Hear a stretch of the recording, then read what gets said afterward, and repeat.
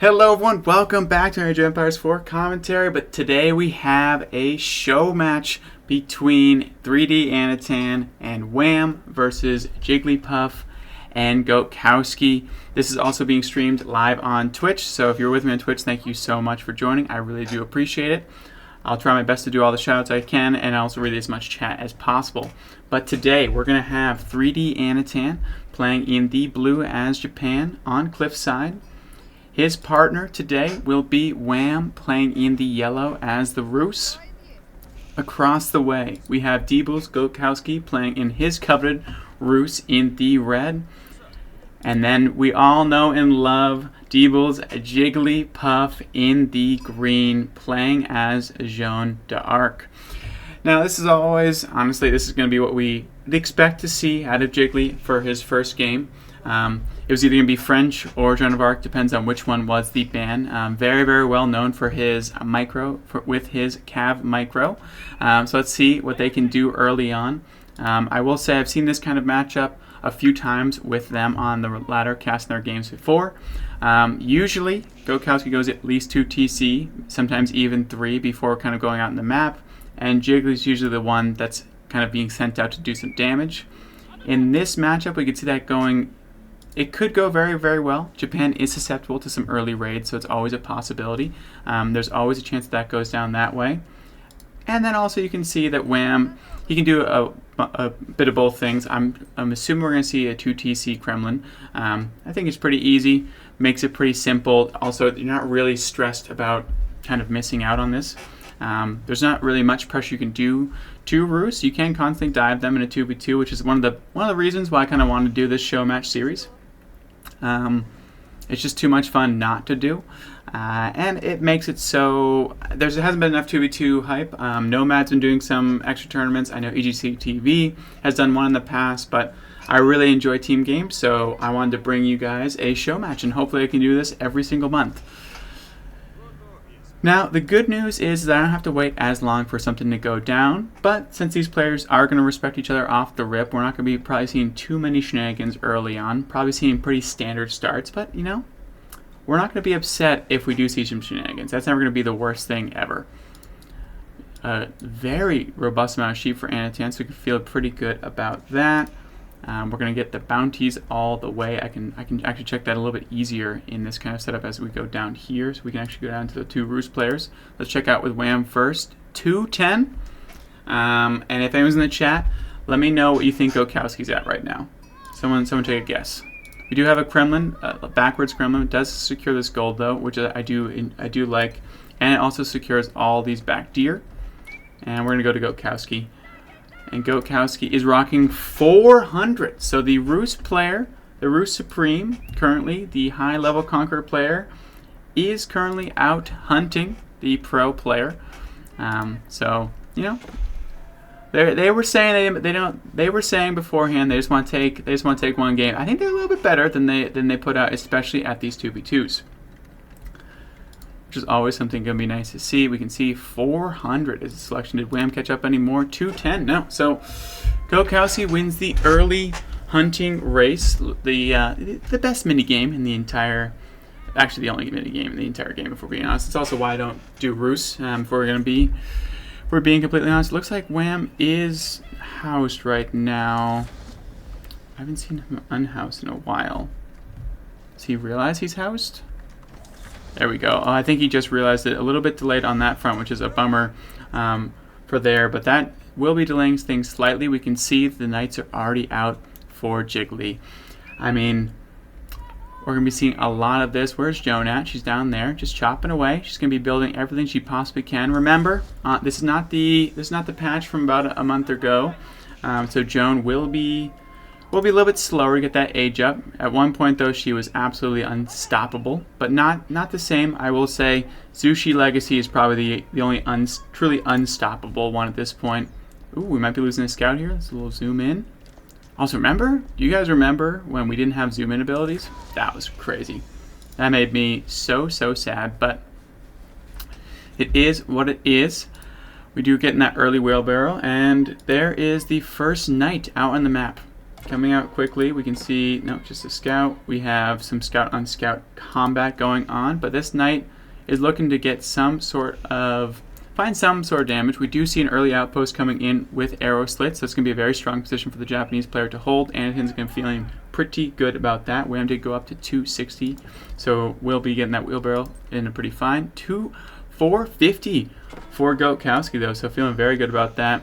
Looks like Wham's still some scout micro back and forth, and Jiglypuf has not found any harassment just yet. We do see another knight coming out, so we'll be investing a little bit into this knight kind of play over here. The woman at arms version of Joan of Arc is going to find that boar, I'm assuming. Yes, it is. And actually, I mean, I believe what you could do technically, but it would probably be a lot to kind of navigate, would you could get down Joan of Arc to face tank this boar and then bring Goatkowski's scout over here to collect the bounty. I'm almost 90% positive that would work.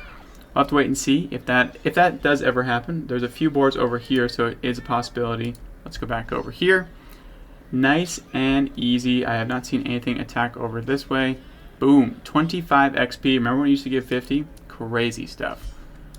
We see an Bannerman coming out actually for Anotand, so doesn't want to deal with this early on. You know what I mean? He's like, you know what? I don't want to deal with these knights any more than you do. So Jiglypuf's first knight does get kind of impacted, but this Bannerman is not going to be able to heal at all. So this is permanent damage, and I'm assuming Jiglypuf's going to be going for this chivalry quite soon, especially with the amount of cavalry that are on the map. We do see an early knight as well for Wham. Let's see if, so I did predict correctly. Goatkowski did go for that second TC early on. Wham decided not to. Let's see if we have any stone collected just yet. No, two early stables means that we're going to see a lot of early aggression. So Jiggy's going to have to hold the line as Goatkowski kind of picks this up. We do see the double boar over here, which Wham's going to take full advantage of. I'm sure there's going to be some harassment with these knights. That Bannerman has replaced its shield and running away at this point. It's like, I don't want to deal with this in the slightest. And there we go. And we're going to try to find something. Nope. It looks like, oh, a knight actually catches out Joan here. We should be seeing Joan of Arc going down right here. Another going to be crashing in. She is like a fish out of water at this point. Oh, this is not looking good at all for her. Run, Joan, run! I think Wham's going to catch a very, very nice catch out on this front. I'm not sure if she's going to die, right? 100%. She is healing a little bit. They haven't gotten a charge in a while. She survives. Man, that is so tanky. It is crazy. Kremlin going out to the right-hand side. Still no second TC, though, for Wham. So Goatkowski is the only one at this point with the 2 TCs. Let's go check on the Japanese base. We do see 333. What do we got over here? We have a knight battle. And it looks like Wham takes out 2 knights. That's huge. Devastating for Debils Jiglypuf. That is 2 of his knights gone already. Now Wham has 4 knights. This could be a quick one if this keeps up. We're running away the villagers already. They took a terrible pathing route. I don't know where they're going all for the TC. It looks like all of them will survive though. That's going to be some nice micro there from Jiglypuf, saving every single villager at this point. And these knights, do they have chivalry? They do have chivalry, so they're going to be healing. These ones will not be. So some nice play there, but I will say this is going to impact Jigglypuff's ability to collect gold. But it looks like Goatkowski's actually found Wham's little satellite location over here, and they're going to be taking down this Bannerman with some spearmen as well. There's just, I mean, this is the best part about 2v2s, right? I mean, there's just always action constantly. Bannerman might finally go down. Let's see. I mean, I don't think, I mean, unless he, no, a nice pull off there. Another dive over here. It looks like 1 knight did go down, so we do see that this is paying off. A nice kind of, but now Anotand's all the way up to castle. Just a fast castle with an Bannerman, just quickly. Anotand showing off the power of the Japanese. That being said, though, Goatkowski has had 2 TCs for a very long time, so probably feeling very, very good about that front. Let's go check out. So we can see that Anotand's rocking 34 villagers at this point. Goatkowski's rocking 42. Anotand 35. and Jigglypuf 30. So I do think that there's definitely been some successful dives at this point. Wham has a lot of knights. That's 6 knights already. But now the cavalry's here, quote unquote. They're coming into play at this point. We do see some more harassment. The Animators getting involved, and is really causing a lot of issues. Finally goes down, but another villager goes down. So Jigglypuf has been the selection of these two's aggression. And there's just a large map. We now have Onimusha on the map, and they're going to be able to melt through these knights if they stand still. Look at how quickly those things go down. Joan of Arc needs to, she's not even going to be able to survive this. This is going to be brutal, especially with this amount of cav for Wham. Wham's moving in. He's going to be able to find a lot of damage up over here. Actually, no, the Kremlin's in a good spot as well, and some nice cavalry back here for Goatkowski. He's going to be able to push those off for the time being. Jigglypuf is probably the most susceptible for dives and raids, but Goatkowski has supplied him with about 12 spearmen just in case he needs to get out quickly. Jigglypuf actually smartly throws in his knights into the TC, gets some nice poke damage over there, and brings them on back. He does have one over here as well, trying to find a little bit of harassment going down. We can move this over to Goatkowski at 77, 3 to Anotand at 57, and Wham at 56 population. The Onimusha are trying to find some sort of harassment. They probably can shoot up and over this little wall off over here, but it looks like Wham is now finally going for that second TC. Afterwards, Jigglypuf and Goatkowski are aware of this though, because that knight did go down. Not in vain completely, but more villagers go down. You can see the unfortunate dead bodies there hanging out in the gold vein. So that wall, unfortunately, is just a little bit too close. Now we have even more harassment going down. This is a very nice show here for Wham and Anotand. They're really putting out all the stops. And it's just constant. It's just constant little raids here and there. That's exactly what you have to do in 2v2s, right? That's exactly what you can do. And these knights are going down. Look at how fast these Onimusha kill those things off almost instantly. They knew that going into this matchup that there's going to probably see a heavy cav setup. And this is just tearing these heavily armored knights apart. Goatkowski did get a nice raid off over here on Wham, but is going to have to face the music when 12 knights come in from the top hand side. Are going to broadside this fleet. Oh no, some heavy losses will be going down on that front. Jigglypuf is really struggling at this point because he was the point of attack at this point, and these Onimusha are just able to destroy anything in their path. More dives going down over here. Jigglypuf is trying to find any little situation he possibly can get away from these Onimusha.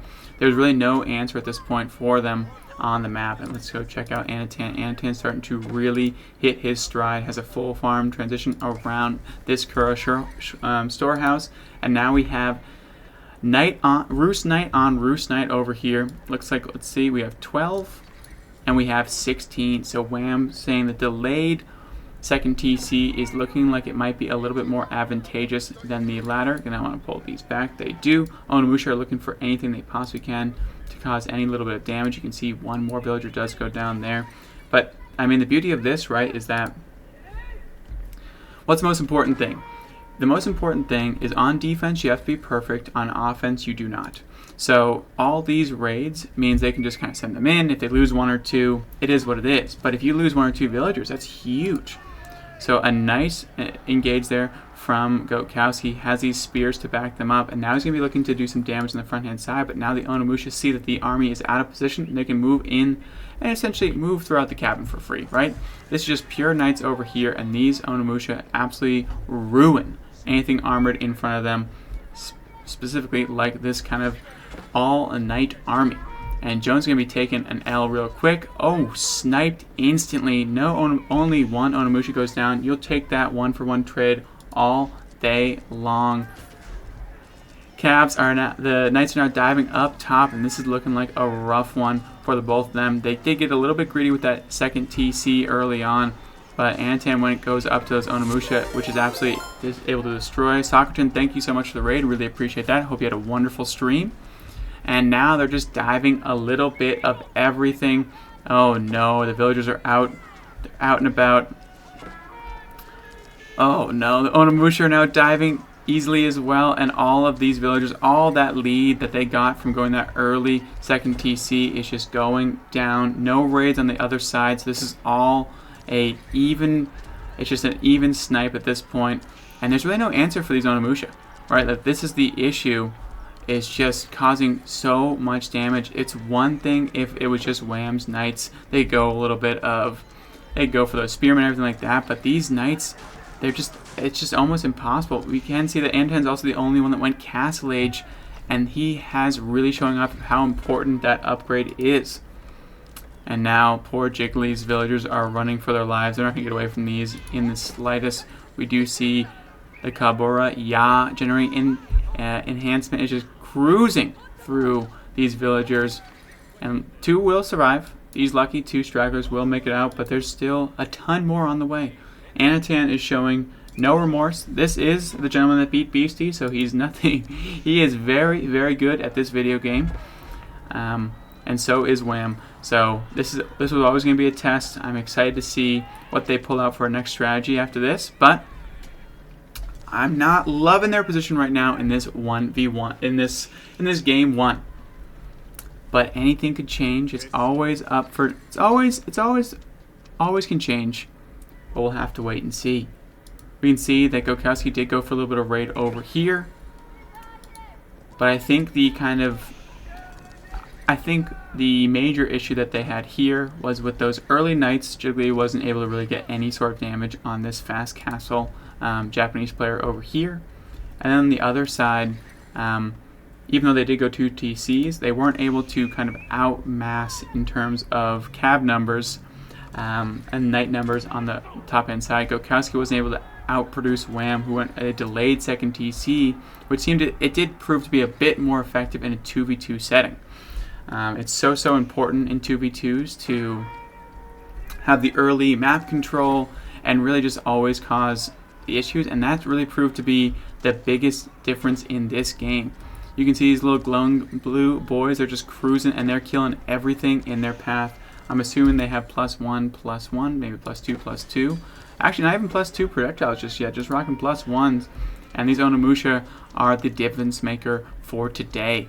Anotand showing off just how good the Japanese actually are, especially into these cap saves. Now, do we see in the next game, do we see a ban on Japan? See if we can see what else is available. But then that would also leave Ayyubids or Zhoushi Legacy open as well, which I don't think we're going to see Zhoushi today, honestly. But there's always a chance, right? We have more diving over here. Actually, Jiglypuf just kind of... And there is the GG's. Game 1 goes to Anotand and Wham. Incredibly well played from both sides. And let's see what Game 2 has in store. Alright, we're back into this one. Hello everyone, welcome back to another game. This is game number 2. It is on Dry Arabia. We have 3D Anotand playing as the Rus in the dark blue. His partner will be Wham in the red, playing as the Ayyubids, which was banned in the first game, so we finally get to see the first Ayyubids today. Down below, the other team that they will be facing against, they are currently down 0-1, is Jiglypuf playing as Joan of Arc in the green, and then Goatkowski will be playing as the Mongols in the yellow. So it should be an interesting second game. Now, the differences here is we see another Rus, so we're going to have to check on, we're going to keep this up to make sure that Anotand, how much bounty Anotand can actually get when he's the only Rus on the map. Number 2, it's incredibly important to see the difference here. There's technically 3 cav civs. You don't really see Keshiks as in the same conversation as often. They are a little bit weaker than obviously the French Knight, and then the early Knight from the Rus. I wouldn't actually be surprised if we see, well, I mean, we can't see a Rus ban because of Zhoushi, right? I think Zhoushi is going to be banned every single game by every player. So maybe we should honestly even increase it to 3. Just because of Zhoushi. maybe I should just ban Zhoushi and then went from there. I mean, honestly, I don't think people would even be that upset by that, but we'll have to wait and see going from there. Let's see what's going on over here. Looks like Anotand just found a wolf, already up to 250 bounty, so might be seeing a little bit more after all there. We have a nice selection of sheep for Anotand as well. A backside school of cavalry, so I don't think it's going to indicate much, but there is a chance that this might indicate that we're not just going to be seeing the standard just like all in on knights. It's always a possibility, but it might not happen. What do we got over here? We're just hard chilling over here. We have some barracks going down. Shenanigans might be happening on this side. There is a chance that we see some. We're going to see a tower rush. So I think when I was expecting this, you can see that his scout sees this. Now, as we mentioned, so the thing with Ayyubids is they're going to want to go for that fast castle, right? So let's just go over to Wham, check how much he's got. 100. He's already going up, so he's going to be feeling pretty good about this. This won't be able to be stopped at all, but Wham can start to move back into here, and he does have a backside gold over here. So if I'm sure he's already scouted that, but he won't be facing too much harassment on that gold, but it will slow down slightly. So a small investment from the Mongol player, and it will slow down Wham on his fast castle play. But Wham's already moving out over here, already dropping an outpost, so he knows exactly what to do in the situation. Guys, if you are in the lower leagues, this is exactly what you want to do. Calm, cool, and collected. I know not every time you can just switch to a backside gold vein. I know that the spawn over here was pretty nice, but it has to, it has to be assumed that this is going to be going down. They should be scouting this and seeing if there's another gold vein of where he's going to go. So Debils, Jiglypuf is now up. And now we can see, these two villagers, though, they're not getting much value here. And this is already up. So this fast castle is going to happen regardless, which is not good if you're facing against the Ayyubids player. Thank you so much for the follow. Savory Sour. Love the name. Thank you very much for the follow. But this is going to be tough, and you can see that Wham already has 7 over here, so we're going to be cruising up this. Now it does look like Jiglypuf has scouted this out, so it does see there's already a tower over there as well. We see a Desert Raider already on the map to protect any shenanigans going down. Yes, the Khan can get a few shots, but nothing is going to be stopping that from going down. The Mongol player did invest a good amount into this and is not going to be stopping this at all, really. These will be absolutely melted by this. It's going to be quick. This Desert Raider can toggle between arrow mode and go mode, as I call it. Always a possibility. It can always switch it up, so it's very, very effective into Spearmen. So Goatkowski might just have to pull these back completely and kind of call it a day. Let's check on Anotand's bounty. Has over 500. So we do see an early knight now. Now the knight can dive. The knight can dive this tower, but with this Desert Raider here, it's going to be very, very difficult. We can see one more knight is on the way, and it looks like they're trying to stop this Ayyubids player from doing something, but Wham is already feeling very, very good about the situation, and you're letting a Roost player go completely untouched, which is also not what you want to see. What's hanging out in here? Have they not changed? Okay, we do see it, just the spearman. One spearman's hanging out in here, and there we go. Desert Raider's gonna be looking to get. He's gonna be looking to get flattened if he takes on this fight, but you can see that. Let's go. So Wham already has 500. These two villagers will be killed off. Those are dead and dusted, 100%. 100% dead unless they. I don't understand why these knights haven't charged yet, but there we go. So 2 will be going down. So a nice pick off from here, from Jiggly and from Goatkowski. This Desert Raider is causing so much annoyance. This is a lot of delay time over here, though, so nice and well played. Goatkowski is finally feudal, so is the last one to join the feudal race, if you will. Another knight has arrived, though, so this is getting a little bit spooky. I don't think it's going to be too bad. That being said, these still haven't popped out yet. This Khan is very, very close to looking, and there we go. It popped out. Let's see if Jiglypuf reacts. Because he just needs 40 more gold and then he can move out. He's done. There we go. Jiggly is trying to raid. I think Wham should get them in. Ooh, some just picture perfect. Wham is just cutting that on the absolute knife's edge. This one tower over here, doing not much, but is a nice scout. And this is going to be it. They're going to get the Castle Age. Wham's going to feel good about this, can pull these back, and then start to go up even further. Let's see if he pulls them back immediately, or he wants to get one more upgrade before then. Looks like we're also seeing some stone coming out as well, so we might see a second TC being dropped. This table is also going to be coming out, so we might see some Camel Lancers from the Ayyubids player. Now, as I mentioned, it's been all about the Ayyubids player so far, but the Rus player has been left completely untouched. Anotand, a very, very good player in his own right, has been just playing his own game over here. Nothing really much to happen. We already have a market going on to kind of influence this economy. We can see the Camel Lancers will be the selection from Wham.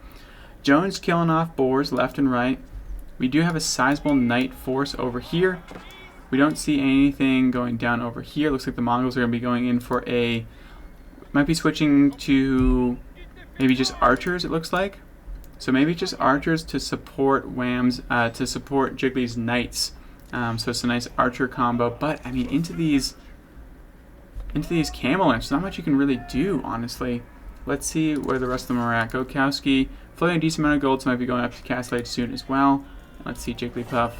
Not going to be seeing anything just in time. So, it's getting scary now. We already see a Camel Lancer involved, and there's only going to be more and more of them. They could take this fight right now, and that's what Jiggly's going to do. They do take out one over there. Some free XP for Zhoushi. Always nice. This one Camel Lancer is a little bit more bold than the rest. Has a bit more armor as well. And it looks like Anotand's coming to save Wham. And going, you know what? You want that forward-facing gold? I got you. Don't you worry. But Jiggly is here, but these are militia. Militia, you do not want that smoke to trade into knights at all. And there are the Desert Raiders coming in to help out. This one will be taken out really quick. Boom, boom, boom. And cleaned up very, very nicely.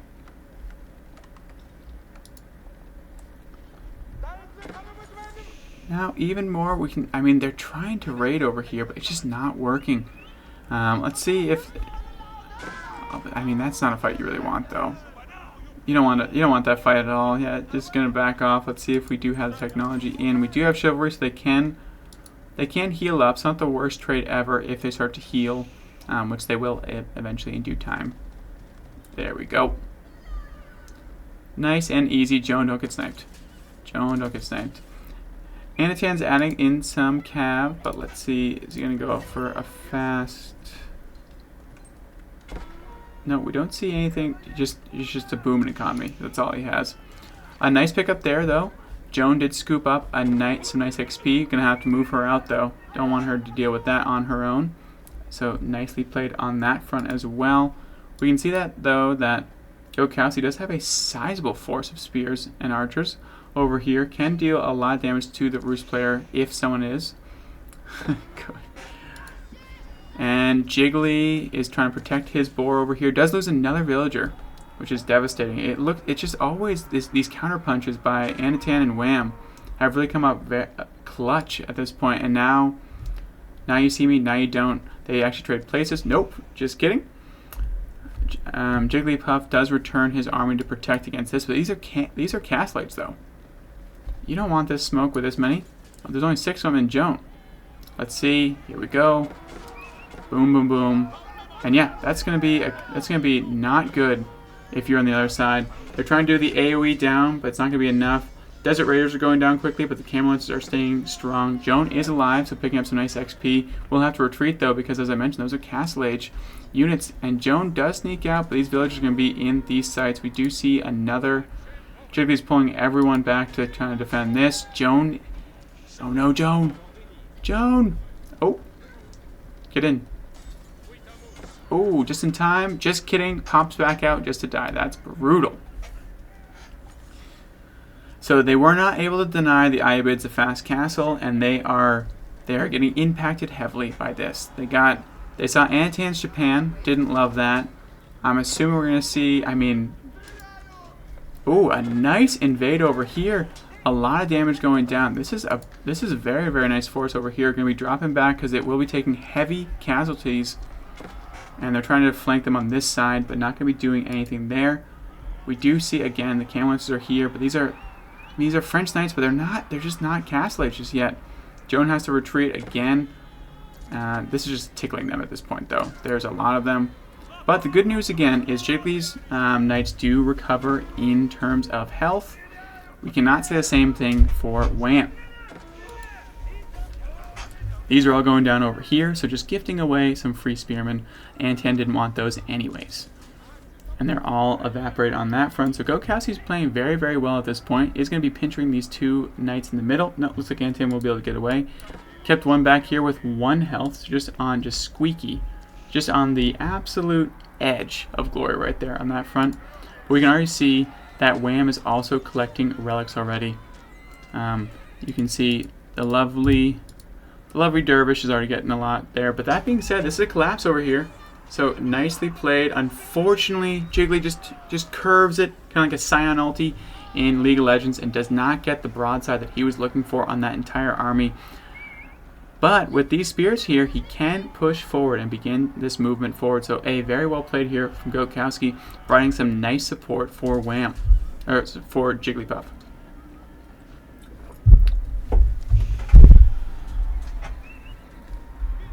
Both sides playing well. We do see that the pro scouts are trying to get as much as possible, but they do get cut down. So more XP for Zhoushi. What are we looking at for Zhoushi? Let's go check it out. For Jiglypuf. Zhoushi is getting close though. She's almost age 3, which will be a very pivotal movement. Dervish goes down as well. So no relics for Wham at this point. Look at this spearman force. Looking mean out of Goatkowski. They're moving in at this point. The Dervish will be seen. That will not be allowed to leave. So just free gold being delivered. We do have a double tower set up on the backhand side over here. Anotand is moving into position. Jiglypuf doesn't want this. Don't do this. Does have a lot of support in the backhand side though, so this could be a hell of an engagement. 18 Camel Lancers. They can't actually move into this on that front though. It does look like these villagers will be taken down. They get 2. And here we go. So some nice micro here. Trying to take down this castle. Trying to take down this tower over here. Camel Lancers though are getting thwarted by a lot of spearmen. We don't see, it does look like Anotand is raiding on the other side, which is going to be devastating for the Mongol player to deal with. All of his spears are gone. But this is some very nice micro. The villagers do escape again. And Jiglypuf broadsides the Castle Age army. We see that more and more villagers are going down, but these spearmen are playing a pivotal role in this. More villagers are hanging out in these towers. We'll be trying to get out of here, and those ones will be going down. Look at all of that XP for free. Thank you very much. Anotand is now showing up. But with this army, Goatkowski is really playing a pivotal role over here. Jiglypuf might be seeing these ones over here. Could scoop up a few more villagers if he's so inclined. He sees them, and I don't think he's going to do. Zhoushi is level 3 though, which is going to be very important for the next round. Wham does sneak those back somehow, but these spearmen are making it so they can't go actually charge into this army. So well played there from Jiglypuf and Goatkowski. That is a lot of Camel Lancers though. So more spearmen. We need some archers on the side of Wham but it looks like it's just gonna be pure Camel Lancer. So pure spear will do pretty well into that, honestly. We don't see anything. We do see some knights in the backhand side, just making sure that nothing goes down too much. No one else is in Castle Age yet. Oh, Jiglypuf is now as well. We went the Royal Institute actually. So we get those nice juicy upgrades. Oh no, another engage on the front hand side. You do not want to deal with that. A Mangonel is exactly the answer. I said archers, but you know what? Mangonel works incredibly well as well, and now there's archers as well for the other side, and that's when they're gonna have to fall back. They cannot aggress into this at all anymore. And are these Castle Age? They are Castle Age Knights now, so they do stand a chance into this at least, which is good. We don't see any more spearmen or anything like kind of moving across the map, so it looks like Goatkowski is kind of chilling for a hot second. Uvu was depleted, moving back, and more. The Mangonel is out of the picture at the current moment, and some micro here from both sides is very, very tough to deal with. This constant back and forth. It's incredibly hard to kind of pin down exactly, but you got to assume that you like the situation that Wham has gotten himself into along with Anotand, because they do have 2 TCs for the Roost player, which is very, very good. The Roost player is not castle age just yet, but I'm sure he will be quite soon. That Mangonel really changed the tide of this game, so Wham being able to produce that quickly was very, very nice. We can see the Roost going for a classic archer kind of mass in the backhand side. Jiggly is finding more and more harassment, but the front side gold is now the target and the selection for Wham, and we can just take a second to breathe, I think, at this point. But now we see just a platoon of Camel Lancers, 31 in total. This hoop's going to be going down quickly. Goodbye, sweet prince. We do see some harassment there on the backhand side as well. But these, I mean, what do you do against this? Where is the army? Where is the stopping force? That is the stopping force? Oh, no, no, no, no. Oh, you don't. This is not good. They can just snipe the TC if they really want to. Oh, actually, though, the force is up top, so they will be collapsing on these. So it's actually a nice engage. They can trap a few here. A few do go down, which is very, very nice. This is going to be well worth it for Goatkowski. Going to be stopping those right there. Those three should go down. Yes, yes, and yes. Excellent, excellently done there on that front. Some well played there from Goatkowski, trapping them in between those on that front. Oh, hold on. Oh, my phone just died, so I can't see what's going down on the chats. But I do know that Goatkowski's got a very, very nice trade on that front. So excellently done there. We are just chasing around this very heavy death ball of camels, and they're just looking for any sort of pretty much anything at this point. And my goodness, they're just roaming free, nothing to stop them, but they're also not finding really any kills either. And actually a second TC is going down for Jiglypuf on the backhand side. They do know he's back here, right? They are well aware of this, and there is the other knights. They're here in force, and they could make light work of this. But just barely. Oh, Jiglypuf finds a nice engage here, and a nice AoE for Joan of Arc going down. And oh no! Oh, Wham does not realize that walling is there, and this is a lot of these are going to be going down. It looks like Goatkowski's also moving in with a straight line of spears. Excellently done by these players. If they can corral them in, Anotand needs to move out quickly. He is in response. He knows his teammate is in trouble. Some nice jukes there from Wham, though, to get these as much out as he possibly can. But there's going to be a few more going down. There they go. And they're continuing to just chip away. And remember, these cannot heal up, so all this damage is permanent. But Anotand's going, you know what? If you want to chase down our friends, we can play this game as well. But somehow, Wham occupies both armies and still finds some nice villager kills on the front and the backhand side. Just absolutely incredible. Anotand now is Castle Age and is raiding away. And yes, this TC can do a lot of damage to these archers, but it's not going to be nearly enough.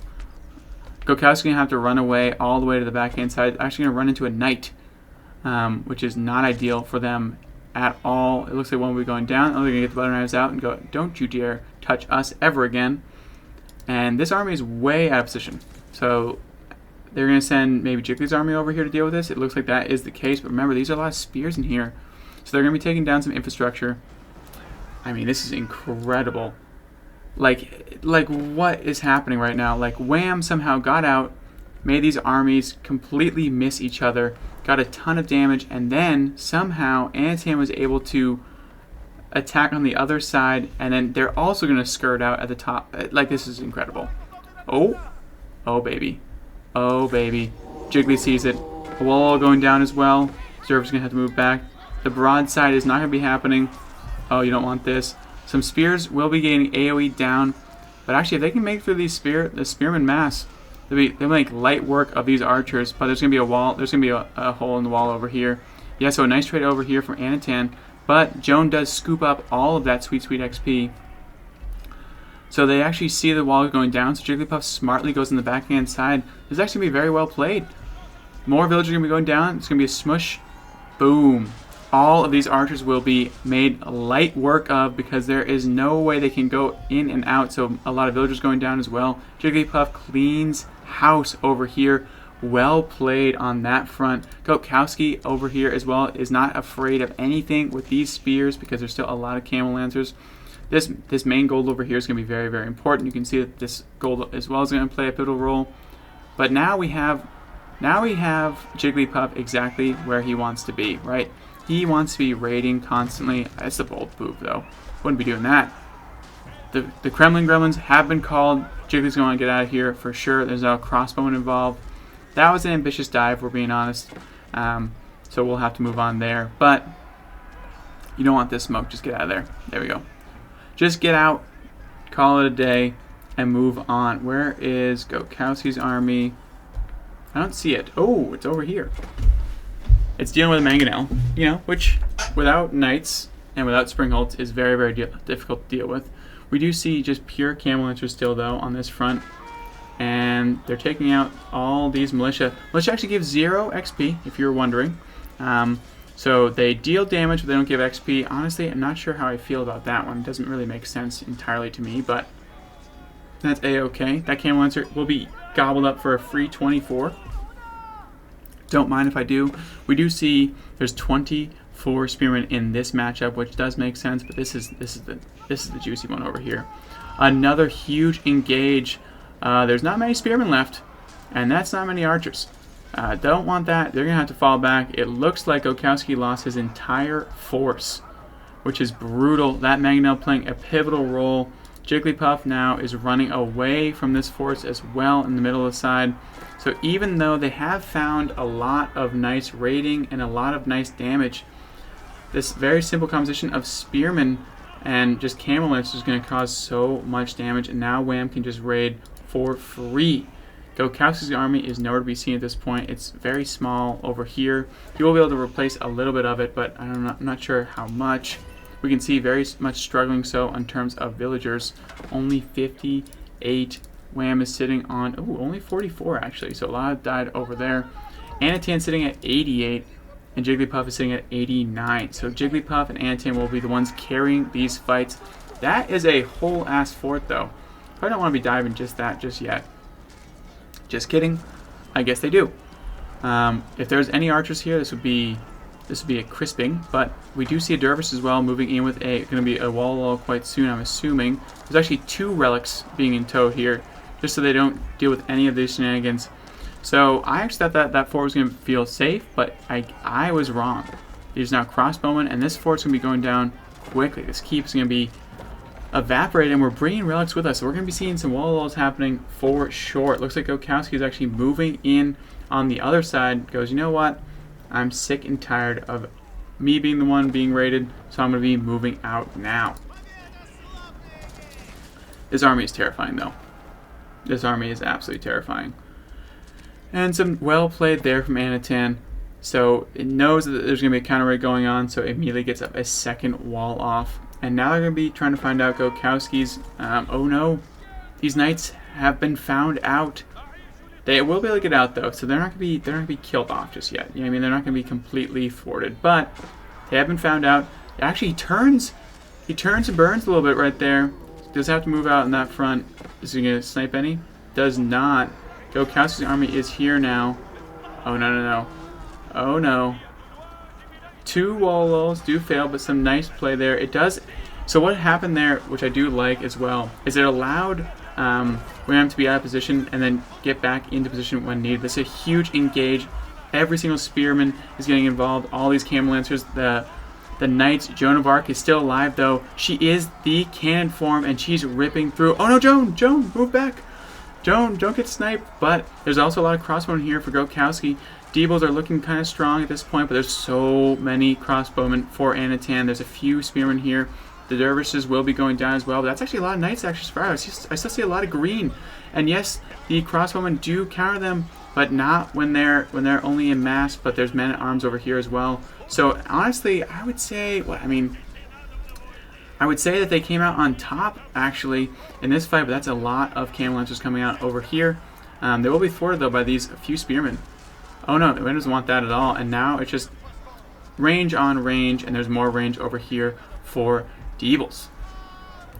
This is great. So more going down as well. We actually have to take this down. That is an That is a cannon coming in, making light work of this, and they're going to be taking down this over here. Let's see the streaming units. They are coming in hot, and it's 111 to 66 to 144 to 121. Ooh, they're getting in onto this logging cabin. A lot of villagers over there. The Khan just hanging out. We do see that they're going to find a nice broadside over here. Going to want to move this over here. There we go. The Khan's moving in onto these soldiers. There's more knights kind of being rallied over here. Remember that the relics were used to try to wall, so they won't be actually collecting any extra gold per minute that you'd normally imagine in this scenario. I will say at this point though, Debils are sitting in the kind of the driver's seat right now. Don't leave this cannon. Don't you dare leave this cannon. Don't you dare leave this cannon. Why are you leaving this cannon? We have more.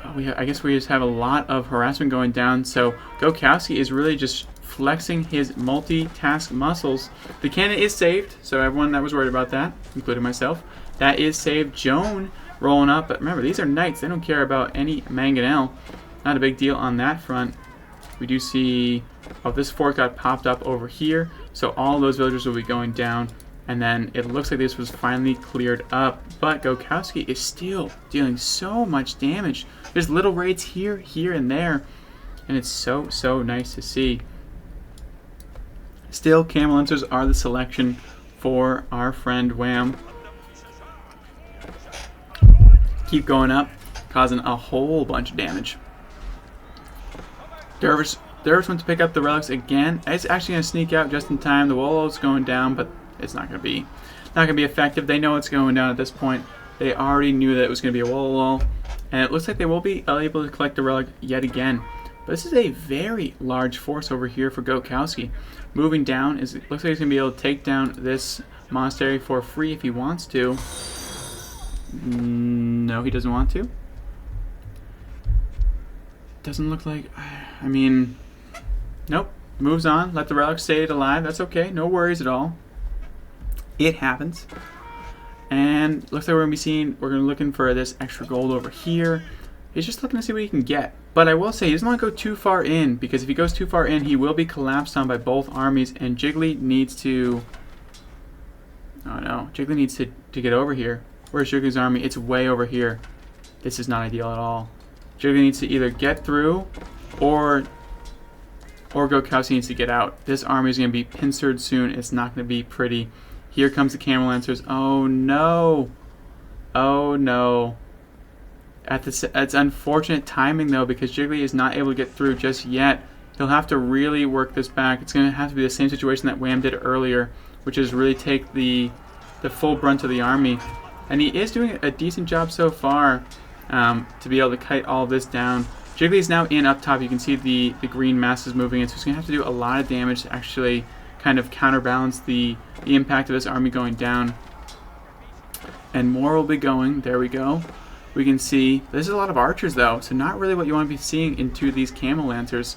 But a few spearmen are out front, so the red is dying quickly. It looks like they were able to find this. They're going to be taking down this keep down over here. Is there a cannon? There is a cannon. So it looks like there's going to be at least 15 villagers that will be going down over here. They do pop out. Camel lancers are here now as well. There's a mangonel. So it looks like this army was fully taken out on the backhand side. But now we do see that Jiggly is able to turn and burn on these camel lancers and a lot of the remaining villagers. Joan is level 4, feeling very good about this. The sacred sites might come into play soon, but not just yet. I love that this is just hanging out here. This is just chilling. No regard for anything. Just hanging out. They could just take this out easily and stop the relics, but to no avail. Jiggly is also making sure that he only builds knights. Wants to make sure that that is well known, that he is known for his knight micro. If they do end up losing this one, I would not be surprised to see a Joan ban next. And this army will be able to clean up this for sure. There they go.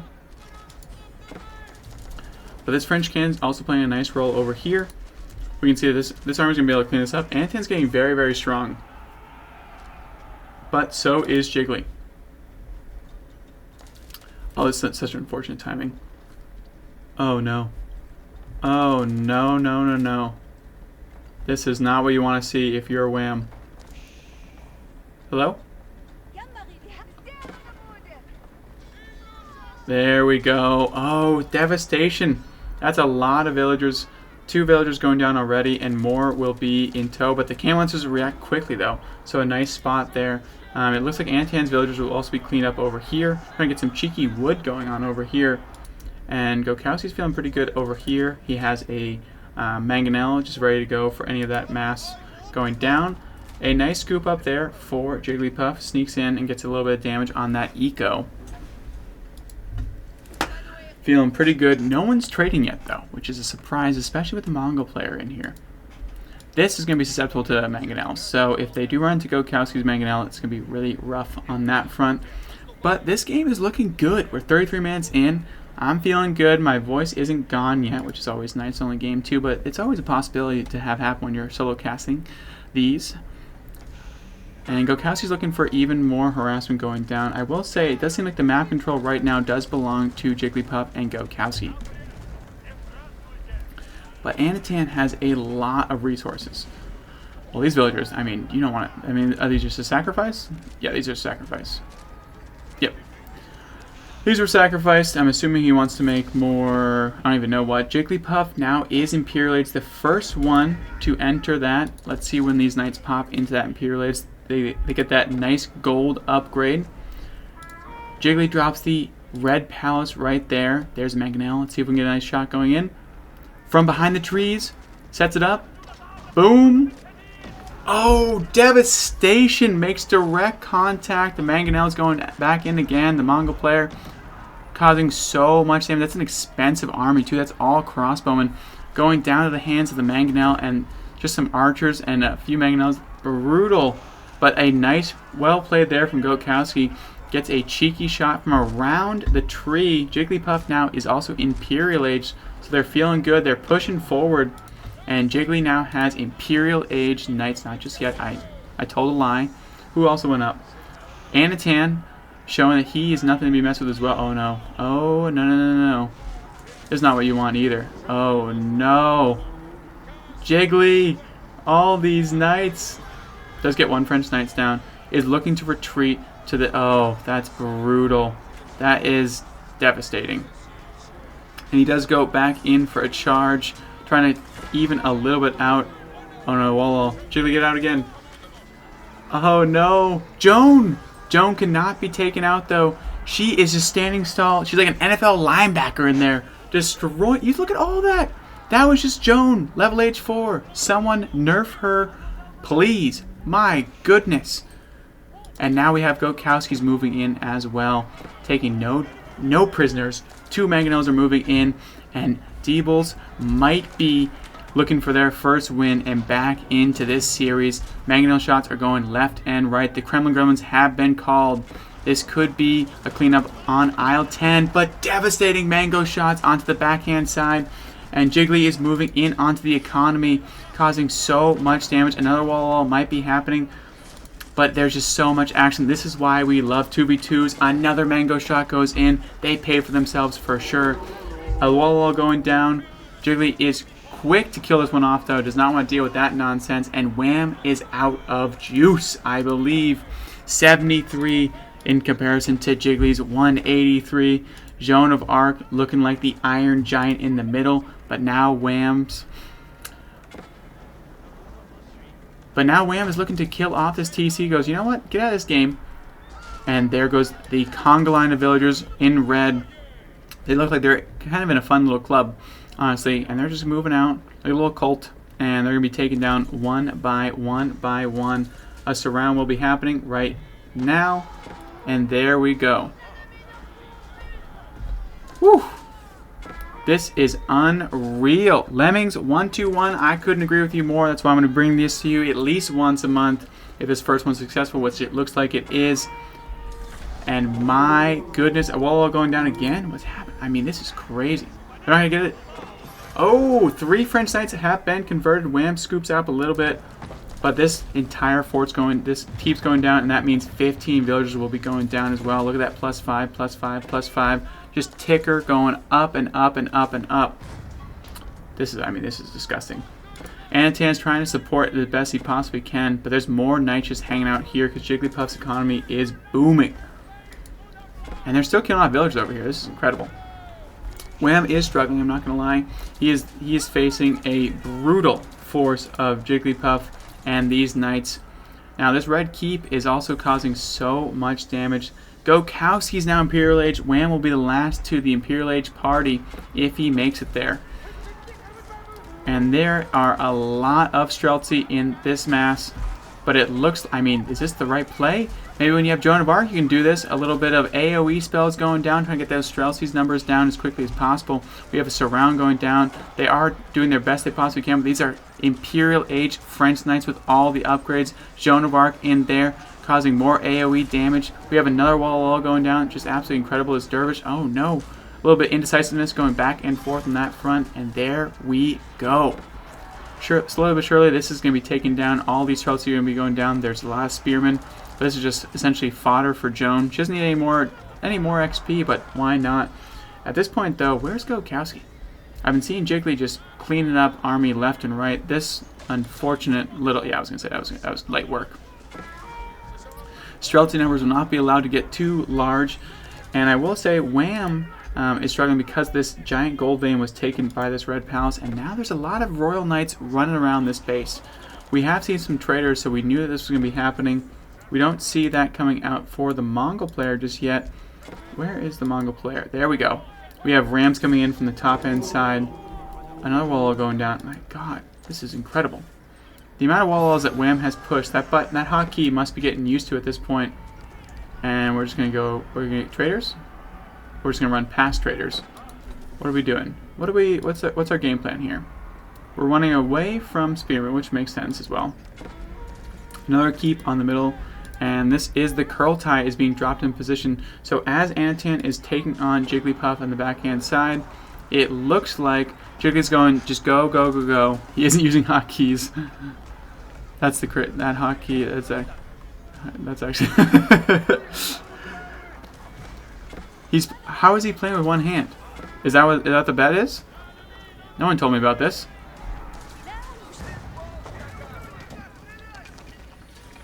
He's using one hand, and he's escaping with all this stuff. That is insane. More and more going down. Did he injure, or is it a bet, Patrick? But now we have the other front going down. Whew, the knights do get out just in time, but I'm assuming more and more. Where's the wall? Where's the wall?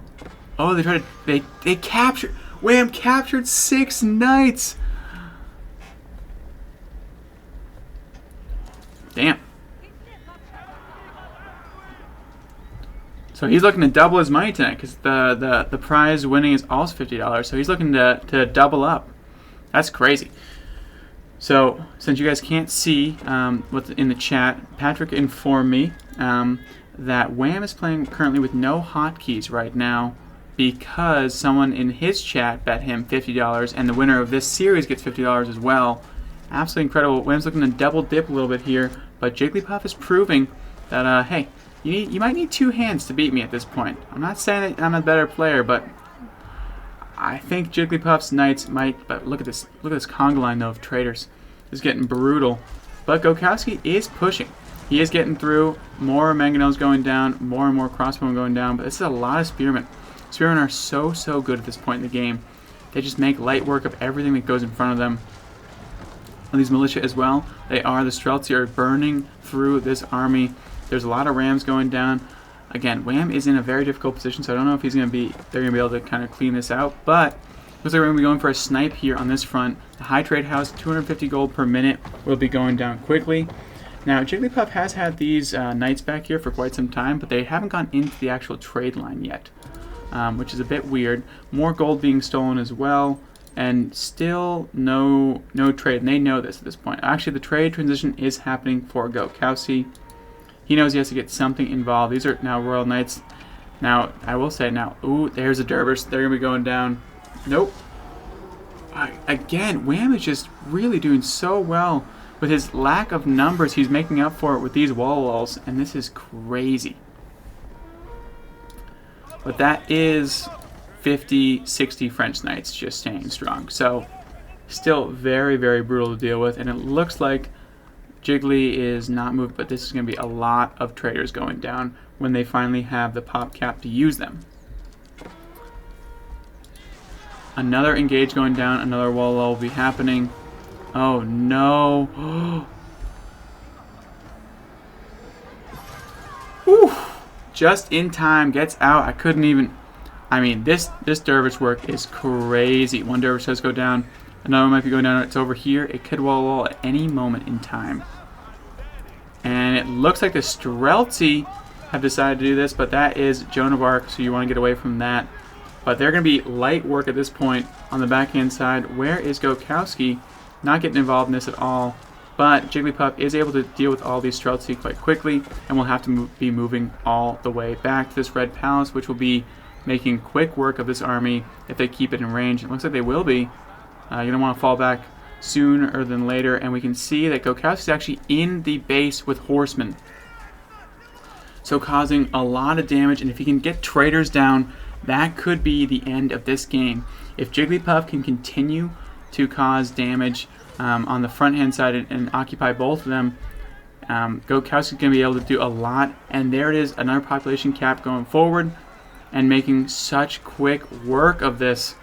Oh my goodness, more and more streaming in. Jigglypuf is now going in yet again. Where's the dervish? There they are. I was going to say, these more of these French knights. The dervish is going to be sitting there. It's going to wall in any moment now.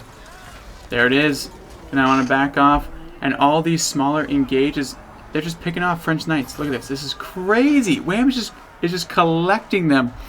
How many walls is this? I mean, if this was a solo game, I could just title it Wall Central. Finally, the dervish does go down. Joan of Arc is in tow. And Goatkowski is still streaming across the map, doing a lot of damage. But now, Anotand did decide to push back, but that means that Wham is now left to his own devices and dealing with a constant stream of Imperial Age Knights when he is only Castle Age himself. The dervish sneakily picks up the relic, and it looks like they're trying to get it before he goes for wall again. Instantly gets cut down, and now the shenanigans might be stopping, but there's still a lot of damage here. And if Jiggly can kind of cause any more damage before Anotand gets back over here, but Anotand is pushing forward, but that is in range of the curl tie, so we'll be losing that fight on that front. Jiggly has to reset, but there's more knights streaming out. You can just see all those blobs coming out of the green base are all knights. Dervish picks up another relic. GG's is called though. Jiggly scoops up. Jiggly and Goatkowski scoop up a W. It is now 1-1 this series, and it's only going to get better. Hello everyone, welcome to game number 3 of this show match series. We have today Anotand on Dry Arabia. Anotand is playing in the dark blue as the Ottomans. His partner is Wham playing as the Rus in the purple. And across the way, Debils Goatkowski in the yellow is playing as the Rus as well. And then up top, Jiglypuf is playing as the English in the green. Now, we have not seen Rus not picked in these matchups. It's just going to be, I think it's going to be a common theme that we'll always have to deal with, which is totally okay. We can check on all the bounty going down. Now, Ottomans are also in a very strong spot. They can definitely do some good damage once they start to ramp up with all that free, with those military schools. They do super well into the French, everything like that. But we're not going to see the French this time around, which I would have sworn we'd see Jiggly go for knights again. But yeah. And yeah, we'll just have to wait and see kind of what we can start to make some adjustments and also some understanding of what's going to be happening in this game once we see the first landmarks. Now, English usually go for that council hall, but you can always go for the Abbey of the Kings and get some early map control with that knight. But Council Hall with those longbowmen are usually a crowd favorite. The Rus, we've been seeing Kremlin on usually a gold or a stone, mainly around the gold, especially with all the early shenanigans going on. And we've been seeing a lot of early double stable play into early knights, which will probably happen again in this one for both players. We did see some deviation though. So in the first game, Goatkowski did go for a 2 TC build, so he might be going for that one again. And Wham went for a double stable opening, which gave him a lot more map pressure, which did prove in that first game to be a little bit better in this 2v2 environment. It's a little bit more crazy. We haven't seen Ottoman just yet, so we'll have to wait and see what Anotand's done. Anotand, fun fact, is also the only one that has played 3 different civs this entire series so far. So he's putting on a show for everyone, showing his flexibility and his ability to play any civ at a very, very high level. Now let's go on Bounty Watch, Bounty Gate, if you will. 150 for our friend Wham, and 340 for Goatkowski. I will say Goatkowski's really crushing on this bounty. Looks like we're going to be seeing a backside and also has a lot of deer back here. So should be able to clean up quite easily. But he's putting on the backside gold and all these deer, so actually could put an easy TC down back over here if he so wanted to. Another wolf is going to be picked up from Goatkowski as well. And Wham is also now following another Goatkowski scout. So that being said, so something to shout out here. I'll give Goatkowski a lot of credit. Wham is a incredible player, right? Very, very high level, has finished very, very well at high-end EGC events, everything like that. And take nothing away from Goatkowski's ruse. Early on, he's been showing that he plays a lot of 2v2s, a lot of team games, so he knows exactly what these maps are all about, which is, I think, why he gets so much more bounty than Wham. Look at that, 460. And this also happened in game number 1, so it's not like I'm just seeing it for once and saying, oh, that's what's happening. 480, almost 500. Remember, that's what Anotand got last game, and he was the only roost player on the map. So, really interesting to see here, and also it just shows that Goatkowski is pretty good at this whole minigame nonsense. Now, if you have made it this far into the video on YouTube, drop a like and drop a subscribe. We're going to be trying to do these once a month, so if you do like this, I think it's going to be a very long video. It's probably going to be like, what, 3 hours? Depends on how many games we have going into this. So if you do like this, and you like this in the bulk format, please do subscribe. I will say I'm going to drop it in the entire format, mainly because I don't want to drop spoilers. If I only drop like 5 games, you're going to know who takes the series. So if I drop it in the total one, you'll probably figure it out when you get closer to the very, very end. So try to eliminate as few spoilers as possible. Now we do see some shenanigans going down from the Ottoman player on the English, but remember, the English are not the people you usually want to deal with these kind of shenanigans, because they can just take you out with their longbowmen, and there they go. One's already going down, so make light work of that. So usually you don't see any early spearmen against the English because of this very, very reason. So this one will be sacrificed. Anotand knows he's just trying to cause a little bit of harassment. He knows full well that this is not going to turn into anything too fruitful on the backhand side. We do see Goatkowski also going for stone. We see Wham going for stone because this larger one is in range of the Kremlin. And Anotand's the only one not on stone right now. So we see some Sipahi coming out. Going to be trying to cause a little bit of damage going down. And the English throwing down the TC, going a little bit, maybe the Divine Special. Divine DFP, very well known for just dropping about 1,000 TCs. Just dropping English farms in between here. And they're all safe and sound because English TCs are like little machine guns. And feeling good.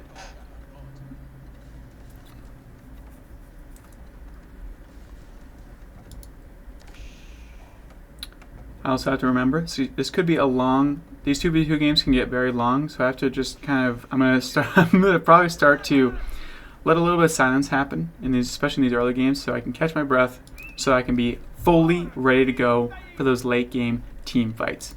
Now the Sipahi did get here just a scotch too late, and I'm not going to be able to stop that TC from going down, sees it being dropped, but they can do a little bit of all-in shenanigans if they're so inclined.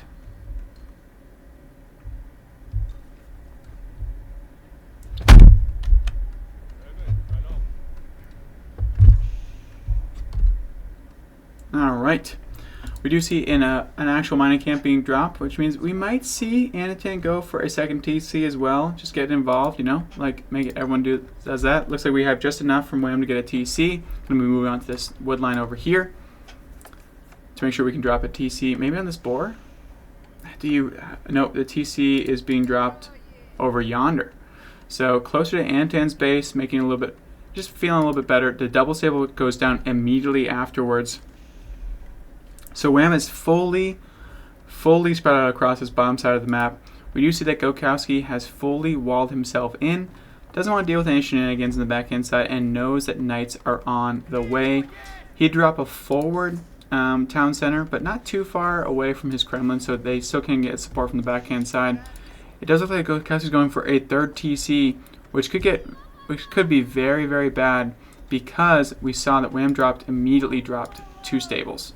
So this could be really, really bad. Goatkowski's sitting at 485, Wham at 300 in terms of bounty. Anotand's rocking that 35 population, trying to get a little bit harassed in the English, but the English feel pretty good about this, especially with these spearmen coming out. Have a little bit of longbowmen as well, and Jiglypuf is just chilling as well. Getting a little bit of wheelbarrow action. So Goatkowski might be going for 3 TCs. Wham went for 2 TCs. Anotand's the only one that didn't join the TC party. Dropping military schools is mining some stones. There might be a chance here. We could probably see some harassment from Anotand if he's so inclined, but the English are very hard to break. He's looking for some harassment on the backhand side, but Jiggly smartly throws up a wall early on. Knows that it's going to be, they're probably going to be coming in, and you just want to make them run past these TCs, right? These Sipahi are not knights. They cannot just sit there and take arrow fire the entire time. But now we do have, Wham does have knights on the map, and Goatkowski drops the 3rd TC right next to the Kremlin. So this is a very strong position. And now we're getting barracks. So he's just going to be looking to get those spearmen to protect himself. Still good on the backhand side. That wall off is nice. It looks like Jiggly's going to be moving out to wall off the entire half of the map. Doesn't want to be dealing with that at all. Sipahi moving in, but they see the cluster of TCs and know it's going to be very, very hard to break. Now TCs, I mean, obviously you're probably not new to the game if you're watching a show match, but maybe on YouTube you're a little bit newer or you don't play as much. But TCs, I forget the exact math, but it's probably roughly in the 6-minute-ish mark, which it takes that you have to do some sort of damage before they start to really pay off for themselves. So obviously 3 TCs is incredibly greedy. So if Wham and Anotand decide to really all in this, there's going to be really tough. It's going to be really hard to hold. But that being said, English are very good at holding their own, so they're not going to probably be attacked on that front. And then on top of that, the longer this goes on, the more likelihood that Goatkowski will be able to hold. And the Kremlin proves that just a little bit more. Now, Wham has not responded with going on any more stone, but has a lot of gold coming in. So let's go check out Wham's resources real quick. Yeah, we're going to be seeing a faster castle. So 2 TC fast castle against 3 TC Rus. Who is going to be the winner? But also we can see a lot of these villagers are now on the gold for Goatkowski as well, who's all, sorry, that was Wham. So it is dropping that. I'll go over there in a second. Looks like we're also seeing a fast castle for Goatkowski.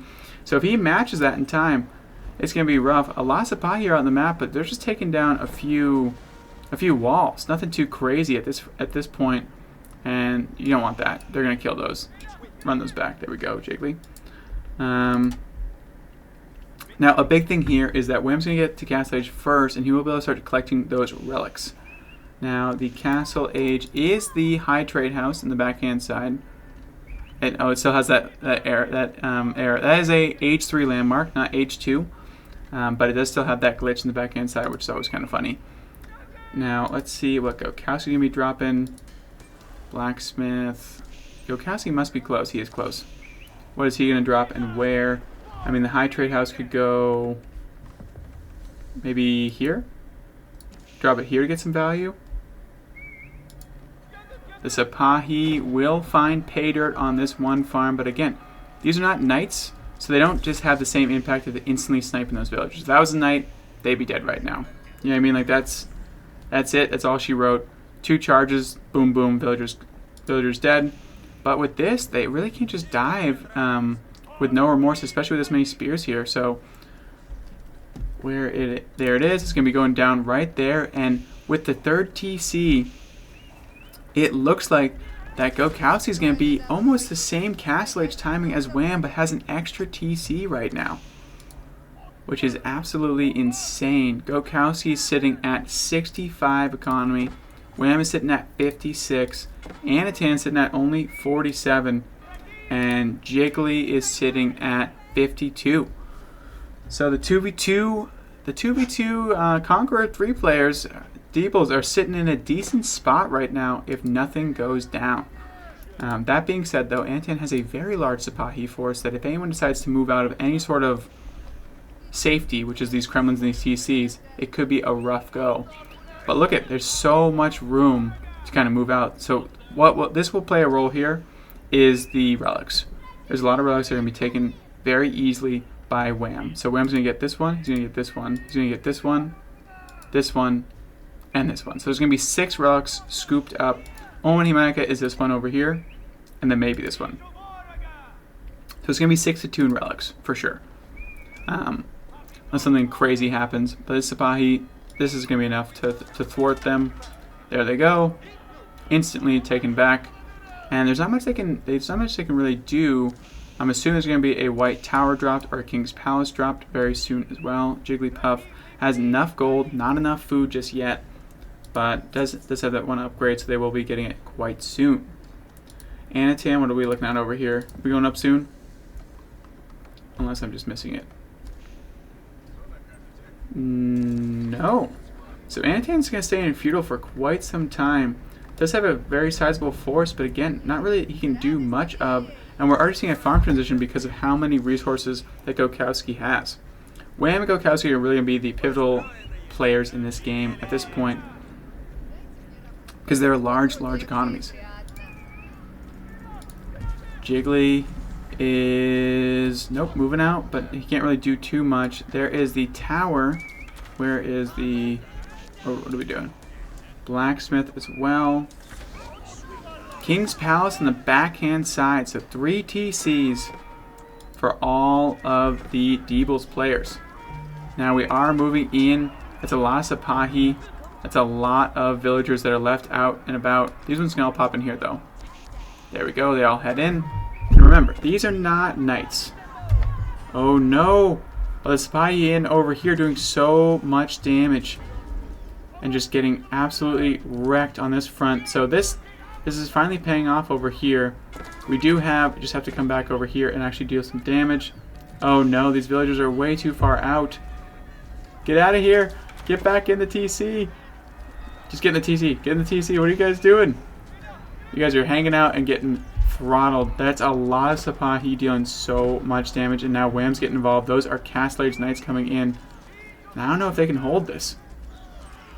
The TCs were a little bit greedy. I'm not going to sit here and lie to you.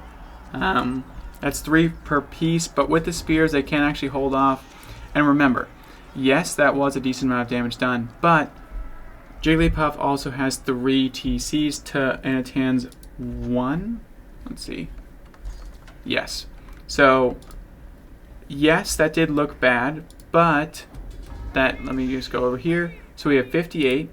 Anotand has 71. Wait, does he have no TC somewhere? Am I just blind? 1 TC?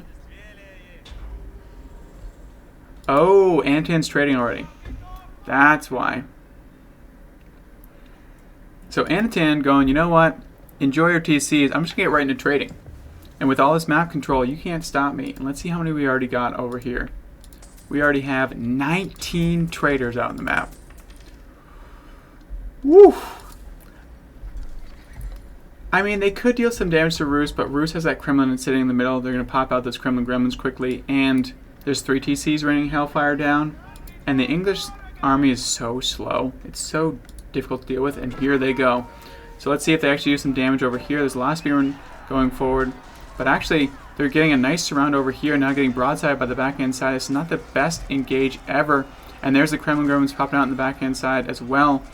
And this is not going super well in the slightest, fighting under a wooden fortress and a TC. But the sacred sites are being captured. They're going, you know what? Enjoy your TCs. Let's make this a sacred site victory. Like, yeah, I can't dive you, but you can't come out and take these sacred heads away from us. So Anotand, while trading, while using Sipahi to get the advantage. And we also have some crossbowmen in the mix for Wham. These are Castle Age Spearmen, but they have to move all the way back. They can't get out of here. We have some men-at-arms coming in. Sipahi getting throttled. But these crossbowmen will be able to deal with these slowly but surely. But maybe a mangonel from on someone's side. Goatkowski still has some Kremlin gremlins running all around the map. And they're actually going to be just diving this TC. They have no remorse whatsoever. Oh no. And there we go. The Expos are actually dealing with these spears. And now it's just going to be dive city. So this was greedy. Let's just call a spade a spade. Double 3 TCs for both players is incredibly greedy. And there's no really way to protect either side. Goatkowski's going to have to come and save his friend over here, but there's not much for these villagers to go. And these Castle Age Knights can just sit here and tank for days. And now we have more crossbowmen going in the front hand side, and it's just really dealing a ton of damage. But they do take out 1 crossbowman per volley. So does want to move those out because that's an expensive army to go down in that kind of fashion. Now these Sipahi are the ones being chased around. We have more Sipahi in the backhand side. We're doing knight v knight. It does look like Goatkowski's coming out in the advantage on this one.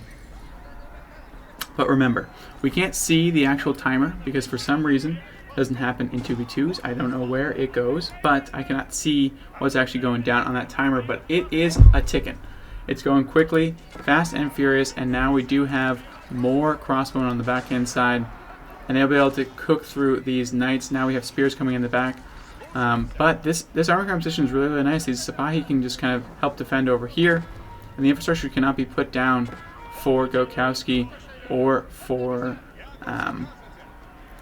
Jiggly. But now we are pushing out a little bit here. We need some more archers. And now we're diving the Kremlin, which is a bold move, I'm not going to lie to you, especially with this many knights over here. These Sipahi will be going down, but it's all about getting all these villagers down as quickly as possible. They're all kind of trickling out over here. Looks like they decided to half leave, half go, and just make a break for it. Look at these guards. They're just like, you know what? Just go through all you want. Not a big deal. Crossbowmen are sitting under TCs and Kremlins, which is not where you want to see those units go down. A nice little loop-de-loop going down, and they actually pop in on the backhand side. But again, this is not good at all at this point because we have more diving over here, more diving over here. We are neutralizing 1 sacred site though, and we do actually have a fort moving out, a keep over here. So nice play here from Jiglypuf, getting a little bit of a stronghold up front. Goatkowski is going to be able to finally deal with this army. But there's more Wham units over here. And it's just like they got a little greedy with these 3 TCs, and now they're trying to, if it can even out, they will be feeling pretty good about the situation. Let's take a look at the villager count. And is this going to be going down? No, it has a lancer in there. Sacred Site victory at 26:55. You got it. So we still have 6 minutes left. We do have a keep over here, which is a stronghold. If they can kind of start to move out from there. Let's take a look at the villager count. We have 105 by Anotand because of these traders. Insane. Wham is sitting at 105 as well. Goatkowski is still dealing with just so many raids.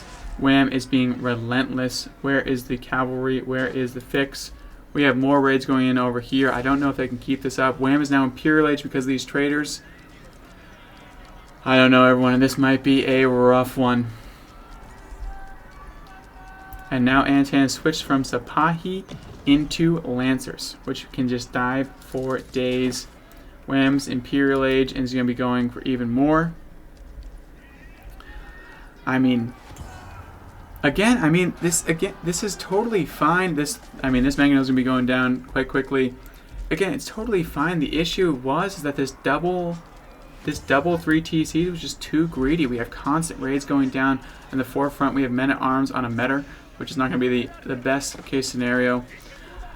And now they're just kind of diving for funsies at this point because of this trade, honestly. This trade has been brutal. It's been brewing for quite some time.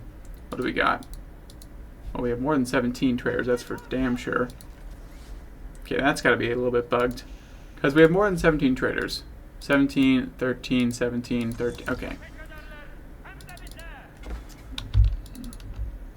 Okay. Well, we have about 50 traders at least, and they are finally cleaned up on the backhand side, but more will be coming. Again, we know that the Sacred Site victory, it will be decapped, so we're not completely out of it just yet. So it's not completely done just yet. Anotand is still in Castle Age, but probably has tons of gold to spare. Let's take a look. Actually does not, because he spent all of that on Lancers. That's what I'm saying. I mean, it is 1-to-1. And this is pros versus some very high-level ladder players, and you are seeing some of the strategies that happen at that highest of level, and they are very, very interesting. And I think that if it wasn't for how good Wham and Anotand were, some of these strategies would really work. This 3TC strategy must be insane on the ladder, because if you don't do a lot of damage, it can be very, very difficult to deal with. And now we do see they're going to be getting in on this trade. If they can stop this trade, there is a chance. It's not a big one, but it's just kidding. There's a whole bunch of idle time going down in the base of Goatkowski because Wham has just decided to dive all this time. The Knights will be moving back out. Anotand's moving out to try to save his trade line. A fort is going up, but that will not be in time. That keep will not go up nearly in time. It's going to be quickly taken out. Here we go. It's going to be canceled, actually. Sipahi will run it into Spearman, which is not what you want to be seeing if you are a Sipahi.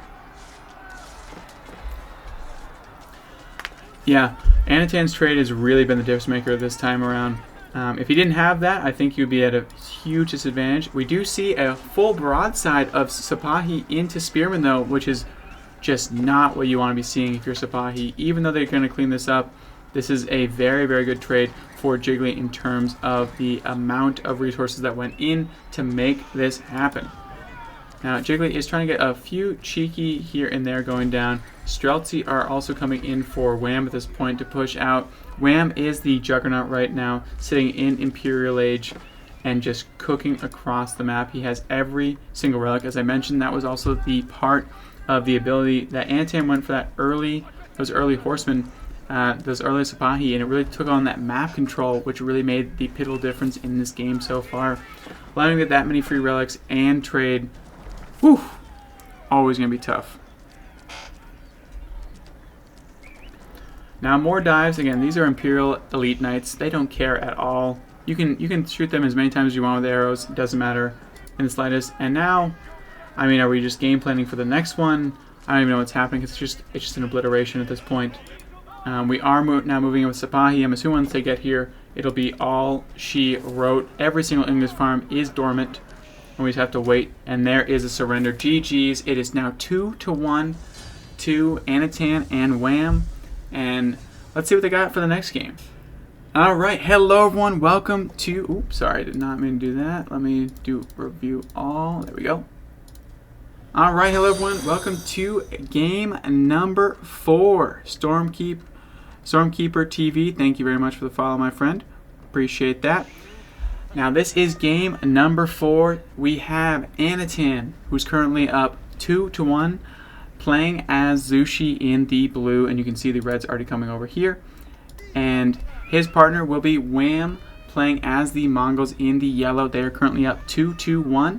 They are the Chad up top, and there is the early outpost. Look at this. Oh no, it's actually going to be in range, but they actually won't be able to get enough gold over there. Let's check out this. But the Mongol players across the English, which is brutal for this strategy to work out. But they're trying their best, but the Mongols can just always move somewhere else. You know, they can just pick up and move. And then across the way, we have Jiglypuf playing in the green as the English already villager rushing, so I can't even get through the intros. So rude. And then Goatkowski playing as the Mongols in the red. Now, it is in range of all that gold, which is a nice pickup, but this will be slowly going down by 1 tick of health for the next 7 minutes. So eventually it will go down, but absolutely brutal. You definitely want to be across from Zhoushi if you're the English, so unfortunate timings there. Alright. And Zhoushi, all you have to do is essentially survive. So if Zhoushi survives this one, I think it's going to be rough for the English player. They actually already fell back because they were across against the Mongols. They did drop there, so they do have the ability to make it so they don't get an early goal, which is definitely going to be nice in this front. But the ones you really wanted to stunt was the Zhoushi Legacy player. Interesting to see where they're going to drop this Meditation Gardens. Now, if they do put it back here, something like that, it can be absolutely wonderful. They can also just drop it into this wood line and just get infinite wood, right? They can just drop it in a place like this and just get thousands and thousands of wood if you're so inclined as well. Now, here comes the Mongols. They're going to be dropping. The Zhang Tower is going in, and there is the rush. So they're going to be falling back real quick. Can they get? They cannot get all these up. So a nice timing here on that front. And oh no! Look at that. It's unfortunate, but it was just not in range. It needed to be a tick sooner. And now we have early horsemen coming up from the Mongol player, so they can actually go up very easily. And the English do not do well with dealing with this many horsemen. Jiggly also unfortunately did not bring out any more extras, so he's not going to be able to go up to feudal age anytime soon. But at the same time, though, the Zhang Tower is already going up, so the Zhoushi Legacy is already going to be going up to feudal age. The only one that will be late to the party will be Jiggly, unless they let him get up for free. These horsemen just got to dive. I guess it's in range of this TC, so it wouldn't be too impactful. They're actually going over here to the Mongol player, but just in time, they actually pulled back a lot of these players as well. Mongols have started to put the pressure on. They're trying to make this Zhoushi Legacy player just hell, right? That's the thing. They wanted to make it as hard as possible. They are the feudal age, so we can see the Zhugnu coming up soon if they like. But there's not enough gold to actually pull off Zhugnu, so I mean, they're going to do it anyways, right? They don't care. No care at all. But look at this. This U is going to be going down. So Spearmen will be coming back, but if they come over here, they will be able to deal with this, even though there's more of them. The Council Hall will be going down as well. Mongols are going to be hard to put a stop to. But yeah, this is an interesting start to the game. We kind of figured with Zhoushi's Legacy that this was not going to go super well. We actually didn't see the Zhang Tower is actually tax drop off as well, so it's going to be some juiced up early game for that extra gold. They knew they were going to be harassed, so that's why I think Anotand went for it. And now he's going to be taking away this tower because he saw that these left. So these left to go over here, which I'm not sure of the game plan here. Why would we let Zhoushi Legacy back into the game? Only 6 villagers had to be pulled for this as well. And the first Zhugnu is out on the map. Look at this. This is going to be able to kite this thing the whole way. It's only one. There's only one of these bad boys, and it's going to make their life a living hell. And we do see stone being collected early on for our English player. He's going to get one. He will get a villager, which is incredible early on with just horsemen. They actually get out as well.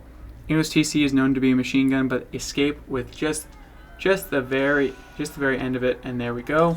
Gonna be holding them off this, and they're short about 150. So now Jiggly has to move over to this gold, which is not where he wants to be. Now wham!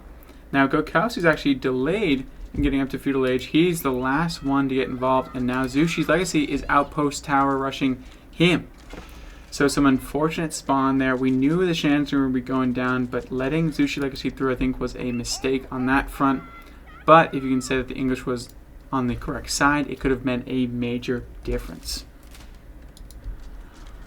But now our Mongol player has a bunch of these guys way over here, doing not much of anything if we're being honest. And now the fortified outpost that they invested this in is going down because the Keshiks are coming out. This is looking rough already. And this is not going well at all for our friends over on Debils. It's looking sus at this point. All the shenanigans did not work out. Now there's a lot more Zhugnu coming out, and there's a little conga line streaming out from across the base over here. more being added, blacksmiths being added, a second archery range is coming in as well, and these things are just so damn cheap. Like, who let this happen? Developers, please. You're so good at this. This patch was so perfect besides Zhoushi's Shuganu. That's about it. And the medication gardens and just the overall economy of Shuganu is just a little bit too juiced right now. So we just need to make some slight tweaks. Keshiks are coming into play as well. It looks like they did not get enough though for that TC. Oh no. Another going down. And this is rough. When the English are getting dived, it's going to be a tough time. The Uvu is going to be going down, which all that free gold will not to be seen. And what do we have here? A silver tree for Wham is going into place to start trading. And they're just going to start to slowly but surely take this one. And I can't see how they get back into this one, especially with all this free building just being kind of coughed up. They are going back under safe and sound over here, but just in time, the Keshiks get in here. And now more damage is being done, more villagers going down. 2 horsemen do go down quite quickly, so a nice pickup there. They are going to be going in over here, and this tower might be actually going up. No, not just in time. Keshiks are trying their absolute best. A nice micro here from Goatkowski and from Wen himself. They are holding this off a lot, and there goes the first Keshik going down. Scout goes down. Last Keshik will be going down as well. So a nice cleanup there, but another villager going down. And now we have 13 of these on this front over here and more coming in. We have a forward-facing villager collecting some extra wood. And these things start to cook. Farm transition going down for Jiggly on this front. Again, it's super unfortunate that he got put in front of the Mongol player instead of getting put on in front of the Zhoushi player, which is where he wanted to be. These Keshiks are over here. They're trying to deal some damage. There's not enough longbow to actually deal that much damage. They will actually get down 1 Keshik, it looks like. Nope. Not in time, but there's only 4 longbowmen, which is not going to be enough to actually put a damper on this. They just adjust the villagers over here. So well played here from Wham. Another tower is going to be going down out front, really close to the Mongol base. You're going to have to move over to these berries, I think, because of this tower, or it will just be just out of range. We can see that now a tower line is going to be going up to secure this trade. We don't have any traders just yet, but it will be happening quite soon. And slowly, a little arrow, just every once in a while, just taking it off slowly but surely, but that's okay. And there we go. Let's see the range. It does. They did move the sheep just a little bit, but I think that one's right in range. Let's actually see someone jump in so we can test it out. Nope. Okay. No testing out. Just, oh my god, the ram's coming into play.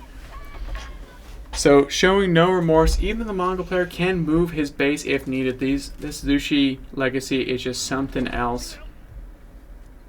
I did not think that we would be able to stop them from happening, but the English roost ban, I think they wanted the cheese, but the cheese is just not going to be able to be dealt with because Wham got those early horsemen to deal with it. And then here comes the ram.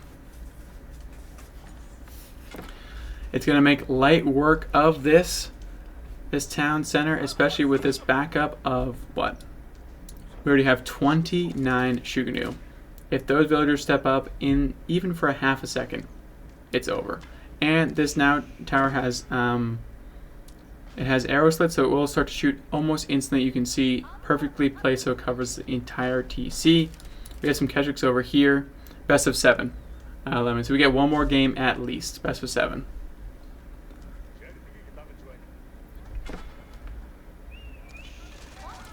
Oh no, these Keshiks just get absolutely ripped apart. Look at that.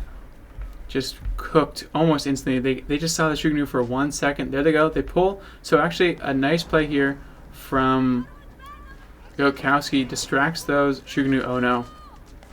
Just one too greedy. Just a little bit too far in. They're going to be quickly pulled back out. And now the trade has started. 4 traders are on the map for Wham.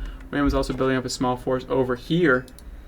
But that's going to be nothing in comparison to what's going down on the forefront.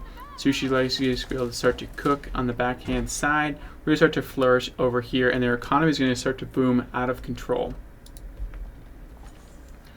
Now a nice read, we can see it was scouted by Goatkowski, so they do know the traders are here, and they can move these Keshiks into kind of the battle stations to make this happen. And they can take out the trade, which is going to be very nice on that front.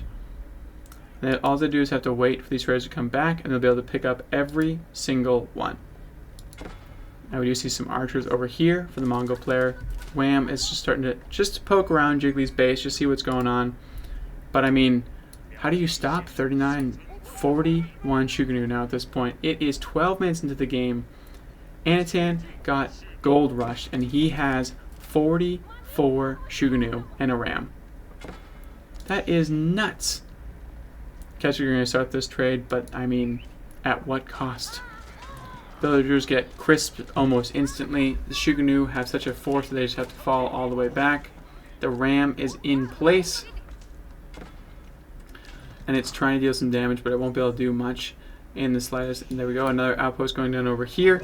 Trying to take down as much as he possibly can. We have a micro battle going down over here. Longbowmans do win this war, but not by a lot. Every turret is going to be going down. So a nice scoop up here from Goatkowski in the at least in a small victory, right? Like a small moral victory. But Zhoushi's legacy is just allowed to just keep on booming. And they're starting to put down things way closer.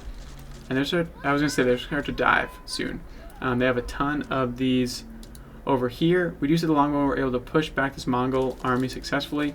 They took down every single trader. Actually, William's going to switch up the trader, and now they'll move on the other side because Zhoushi's legacy Anotand has fully secured this other side of the map. So now William can trade on this far side, so making it so it's not so useless at that front.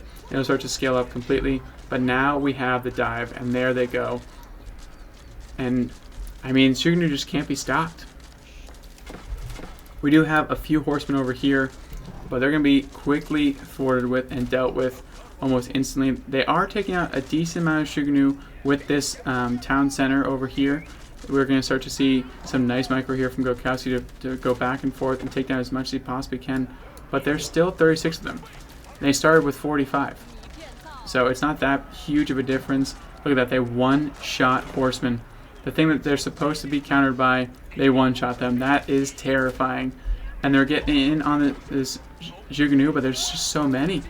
Doesn't even matter.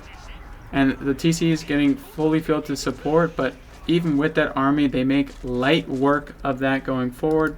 We can see now the Keshiks are moving out to secure this trade. The trade's going the opposite way, falling all the way back. And now Anotand's just going to have to reset and try again. And more rams is it.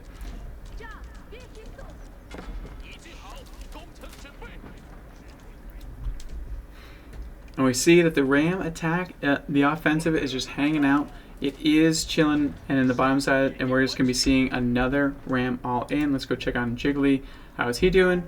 Feeling pretty good, probably feeling way better than Goatkowski himself. We do also see that Jiggly's trying to do some offensive on the other side, so trying to buy himself a little bit of time and his partner in crime a little bit of time, but that is 3 rams, and Goatkowski probably knows this is the end of his TC. That is still a lot of Shuganu, and even with all of that repair, it's not going to be nearly enough. Each volley takes down 1. Yes, each volley takes down 1, so it'll take about 38 volleys to get through, which with these rams, not enough. Some nice play here from Goatkowski trying to entice them back in. Takes out a bit more. They're going down slowly but surely. Wham is also holding a strong defense because of these Keshiks. So not enough spearmen here in this army for Jiglypuf. So these will be able to be destroyed by these Keshiks, which makes them so powerful by the Mongols. And once this army goes down for the English player, he does hop in smartly into this, but with this many Keshiks over here, they will be able to destroy this before it gets out and kind of back to the base. It's trying its best. They pop out some nice micro here, but I think it's going to be all she wrote.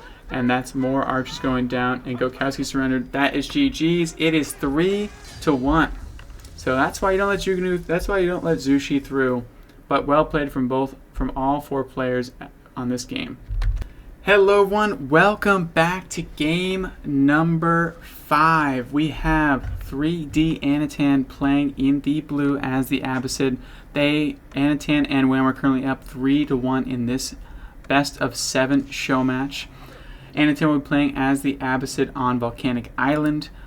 His teammate, of course, is Wham, playing in the red as the Ayyubids. Going to be going for that fast castle, I'm sure. They will be going up against Goatkowski, playing in the yellow as his Rus. I think he's played it 4 of the 5 times today. And then across the way is Jiglypuf, playing as the Japanese in the green. Already has a good amount of sheep. Remember, the Rus are on this map, so we're going to have to kill some deer off. We do see an early dock coming out for Goatkowski. We also see an early dock coming out for Wham as well. Let's check the amount that we have over here. It looks like we have 1 shoreline fish, 1 deep water, 1 shoreline fish, and they can also skirt out all the way into this over here. Another dock over here, which is going to be plenty of fish for our blue companion, and some deep water fish as well. Now we do see, unfortunately, we have 2 deep water instead, so it does even out almost. And then on top side we have, actually Jiglypuf is the one that got screwed the most with just the shoreline fish and the deep water fish over here. So Jiggly has the worst fishing RNG of the group so far. We'll have to wait and see if that plays a role at all. Wham's going for a second dock already early on, making sure he gets as much possible out of this food as he possibly can. All players are going to be just using up all of this wood line as quickly as possible, and Jiggly's going to start to get these early fishing boats. Now it looks like Anotand's also going for that. Are we seeing a second dock just yet? It does not look like that, but we are stopping all of those deer from going down, which is, I mean, look at that craziness. That is an animation cancel, if you guys didn't know, and that is why he's shooting rapid fire. You can do that against non-units in EGC, so if you're wondering what that is an animation cancel, and it's going crazy. Another dock going down for Jiggly. Not going to be stopped by that scout. Sometimes you can get some annoyingness and just sit there and cause a little bit of damage. Goatkowski's not going for a second dock though. He has a good spot for one right here. Has 1, 2, 3, 4, 5, 6 fishing. So this would be a great one if Goatkowski decides to go and start to get out there. Wham's already producing 2 as well.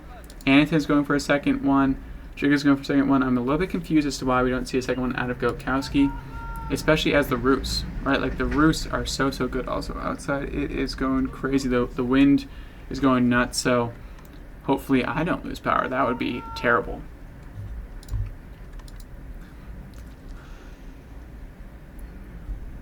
But no, still no second dock for Goatkowski though. A bit confused, honestly, a bit surprised, but it is to be. Everyone has their own spin on everything, so we do see tons and tons of fishing wood going down. So, and here we go. The scout's going to see it. They're only going to see the one and be probably a bit confused already. Well, I mean, maybe guess not the 2 because Rus are double. Their fishing ships are double, so maybe that's why he hasn't decided to go for the second one. Maybe that is the correct play. I'm not a pro Rus player, so I'm not 100% sure, but that could possibly be why we're seeing that decision out of Goatkowski.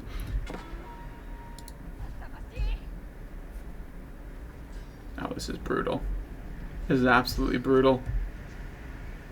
Just slapping him around, making sure that he can't get any extra little fish going on. So some nice play there from Jiglypuf. We can see all players are just collecting as much food as possible. Alright, so Anotand, we have this going on. No one's going like super fast. It looks like Goatkowski might be the quickest one up to feudal, or he hasn't just dropped it yet. No, Wham is already going up, but because he's going for the military reinforcement actually. So instant cavalry unit popped out. Desert Raiders are going to be out in the map, causing a lot of harassment for all of these fishing boats. Remember, Desert Raiders can also switch to that archery range, which means you can start to get a little bit cheeky with these fishing boats if needed.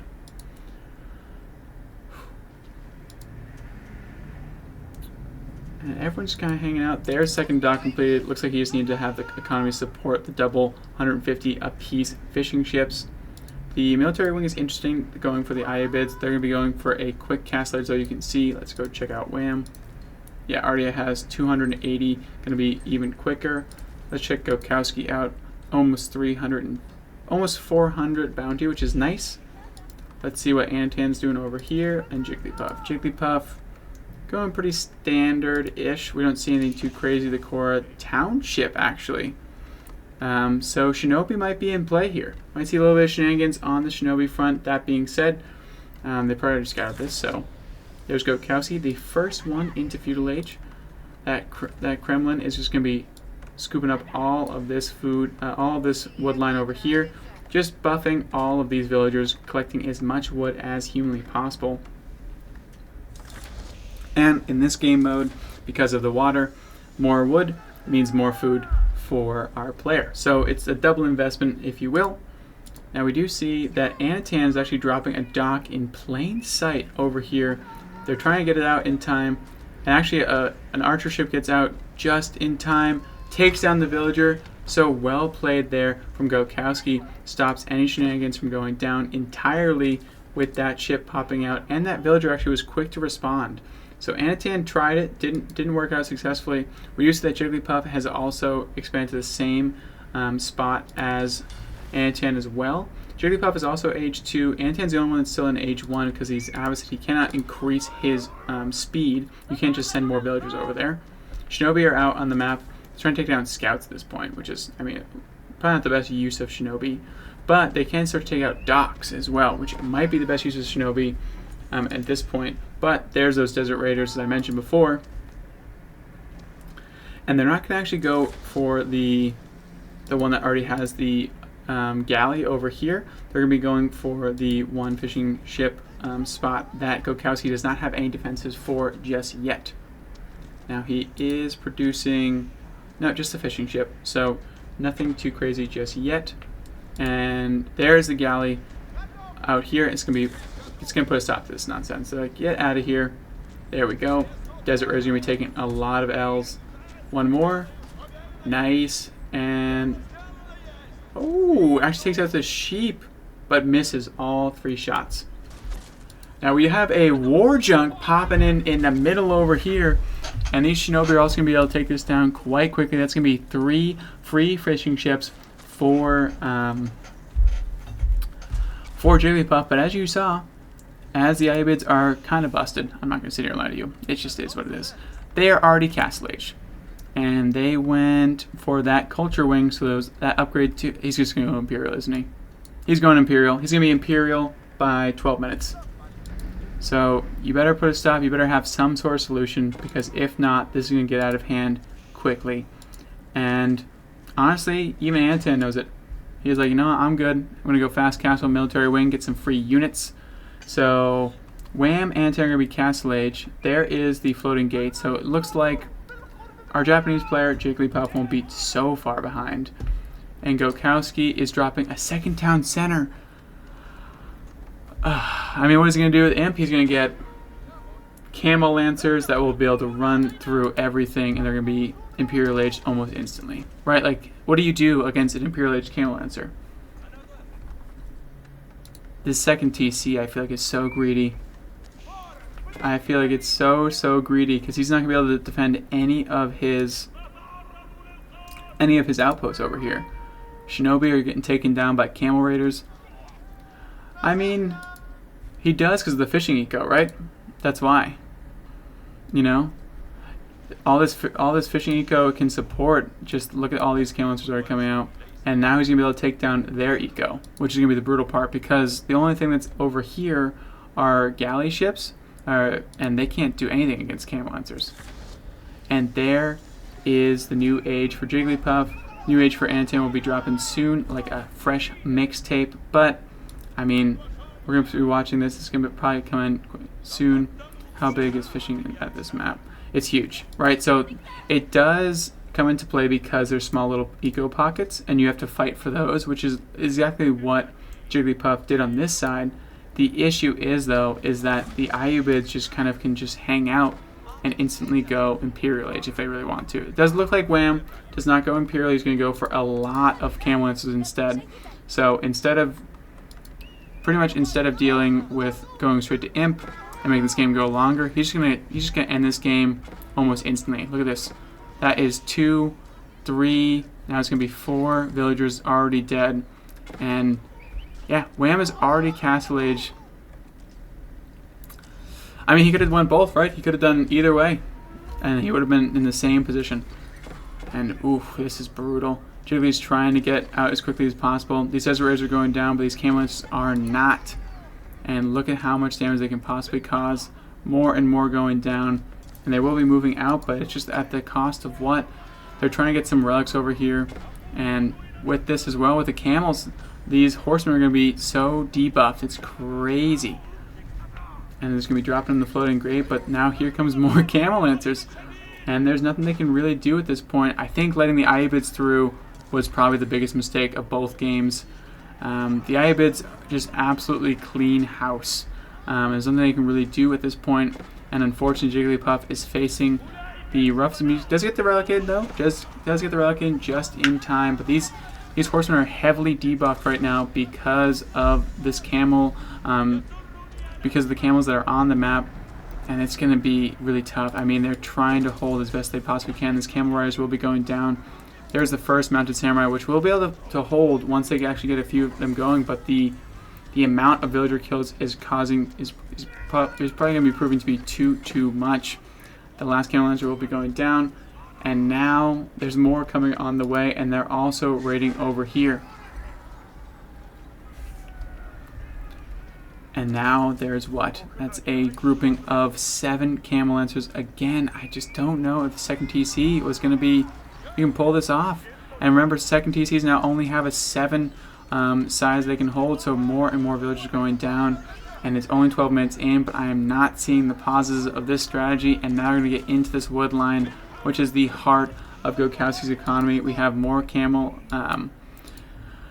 archers over here dealing damage. And this is gonna be rough. They actually move over here, so the Kremlin is doing a lot of damage. So a nice play here from Goatkowski does fake them out just a little bit. Actually walls them in, not enough though. They do sneak out the backhand side. That wall would have been perfect, but it actually there's not enough. It doesn't actually connect to that house, which is super unfortunate. And now Jiggly has to deal with these camel archers, which is not easy to deal with. And now more raiders are coming in from Wham. And here comes the samurai. They will actually take the brunt of that damage, which is nice, just in time. And 2 more lancers should be going down. Actually, all 3 of these should be going down, in honesty. But there's still more on the way, right? Like, that's not the end of them. They could eventually go up, but they will be taken down. So now the Japanese player can take a break. Jiggly can finally rest for a hot second. I tell a lie. He cannot take a break because more camel archers are in over here. I will say though, these are super squishy, and no one's actually attacked the fishing eco just yet, which they actually could. The dervishes are out collecting relics now, so I'm going to take that. And here comes the fishing eco damage if they want to. No, looks like they're not going to deal with that. They're trying to find something over here, and they will find this opening. This archer ship though will be able to provide a little bit of damage, and a broadside over here, but nope. Anotand just going to be sprinting right on past them. Some nice kiting here. Can do a ton of damage, and these horsemen go down so quickly to this mass. And look at that, they can just pick off everything, and this debuff is causing so many issues. Goatkowski, actually this is being collapsed on by Wham, and there's a charge. Boom. Just kidding, no charge. And now they're going to be cleaning up these samurai, because with this front line, it's making it almost impossible to deal any damage. And Wham and Anotand are playing this like they've been playing 2v2s together for the past year. This is such nice back and forth micro on this front. And Goatkowski does have a sizable force of these spearmen, but now they're moving in. A wall is going down. So actually a defensive wall on this front for the Japanese player. Jiglypuf is taking a book out of Wham's playbook and trying to cause some damage on that front. These camel archers do go down pretty easily when they dive the TCs, so it does want to get out of that front because more and more are going down. But when the Abbotts are left alone to their own devices, they can really start to scale up on the backhand side. And we can see that Imperial Age will be the move at this point. Trade wing over here, and we haven't had a purchase yet over here. Let's take a look. Wham is investing a lot into Camel Lancers. He's going to be the one. But now we actually are moving in. Goatkowski's actually saying, you know what? I'm so sick of this nonsense. So why don't you deal with these men-at-arms and these spearmen and these crossbowmen. And I am so sick of getting raided, so now I want to raid you. And notice that, oh, get in here. Go up here. Goatkowski, go up here. If you go up here, you're going to find so many villagers. Oh, he's going to see it now. The Kremlin Gnomes are going to see it, right? They're going to go up. They do. They find it going up. If he turns around now, he's going to hit nothing but pay dirt.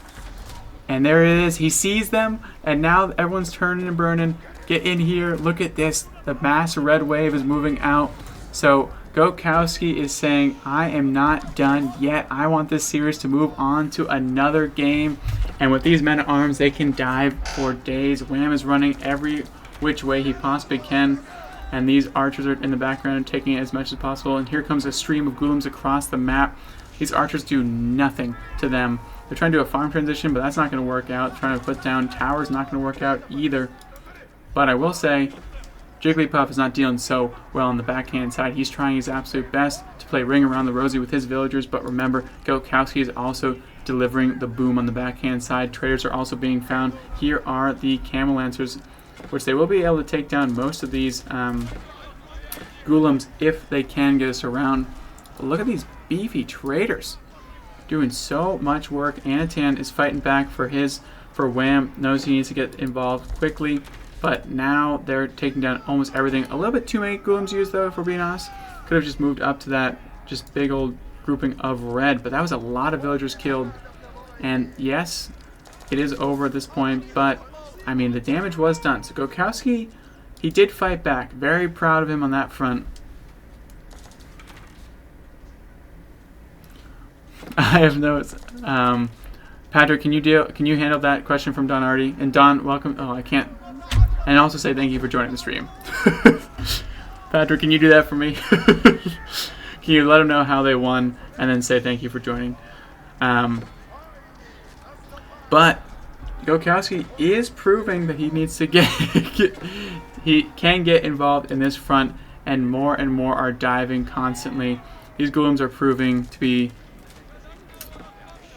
to drive a real force, but now the dervishes out here. And more Wham villagers are going down. And this is not looking the best at this front, but there is an entire fishing eco. And now the samurai have a... now they're also doing a lot of damage on the back end side for the villagers, which is really, really nice. And Don, I know you can't hear me, but welcome to the stream. I appreciate you stopping by.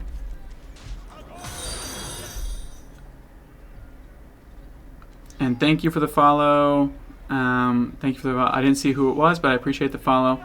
We are in Game 5, everyone. Let's hope that Debils can take this game so we can see another game in this best of 7. Remember, it will go on to 7 if need be. These archers are just feasting over here, though, which is not looking too good for Goatkowski. We do see a large blue mass moving forward. We can see elite camel archers are the move at this point. Anotand has been untouched, which is not great when you see that. And these are all horsemen coming into camel archers. And we're going to be moving out over here. But this is going to be a cleanup over here. Cleanup on aisle 10. It's just straight camel archers into the villager pool of Jiglypuf. Poor Jiglypuf is trying his absolute best. It looks like Goatkowski is also trying to defend over here. But I mean, these camel archers are doing so much work. There's no one to really stop at this front. And they are going down slowly but surely, but these are also Imperialists. They have a good amount of armor as well, so they can actually dive this TC. They don't care at all. Not a care in the world. And they're just going to go back for more. We do see some Onamusha are now getting included, which will be the actual move, I think. That would be the way to actually take out this mass, but those are Imperial Age. The Onamusha are only Castle Age. I don't think they're anywhere close to getting Castle Age. Anotand's chilling. Goatkowski is chilling. Jiggly is struggling. Has a lot of gold, though, so if he can get some food, he will be in an okay spot. Goatkowski has fully walled off, so has protected himself on this, I don't know, is it southern front? And letting Wham kind of chill again, but actually is going in. They're actually just going to catch these just in time, and we need these archers here. We need these archers here now. They need to get in quickly to take down any of these villagers making this keep, and now they're finally here. They're moving forward. A lot of villagers going down, and this is a slaughter in terms of villager count, but eventually this keep will go up, and this keep going up will be very, very bad news for Goatkowski. But again, these are Ghoulims. They're not going to take too much damage from this, baby. They're going to cruise right through this. But this is a large, massive crossbow on the backhand side, but a nice mixing of horsemen as well. So dealing a lot of damage. But now we're just sitting underneath a keep with 15 people in it and a TC with a lot of people in it as well. So a decent trade, but not the best for Goatkowski. He's trying to get in onto this wood line with these remaining bit, but his own base is being ransacked by these, and there is the GG's. 4-1. It is well played from all players. It's been an absolute pleasure casting this, just under the 3-hour mark to complete.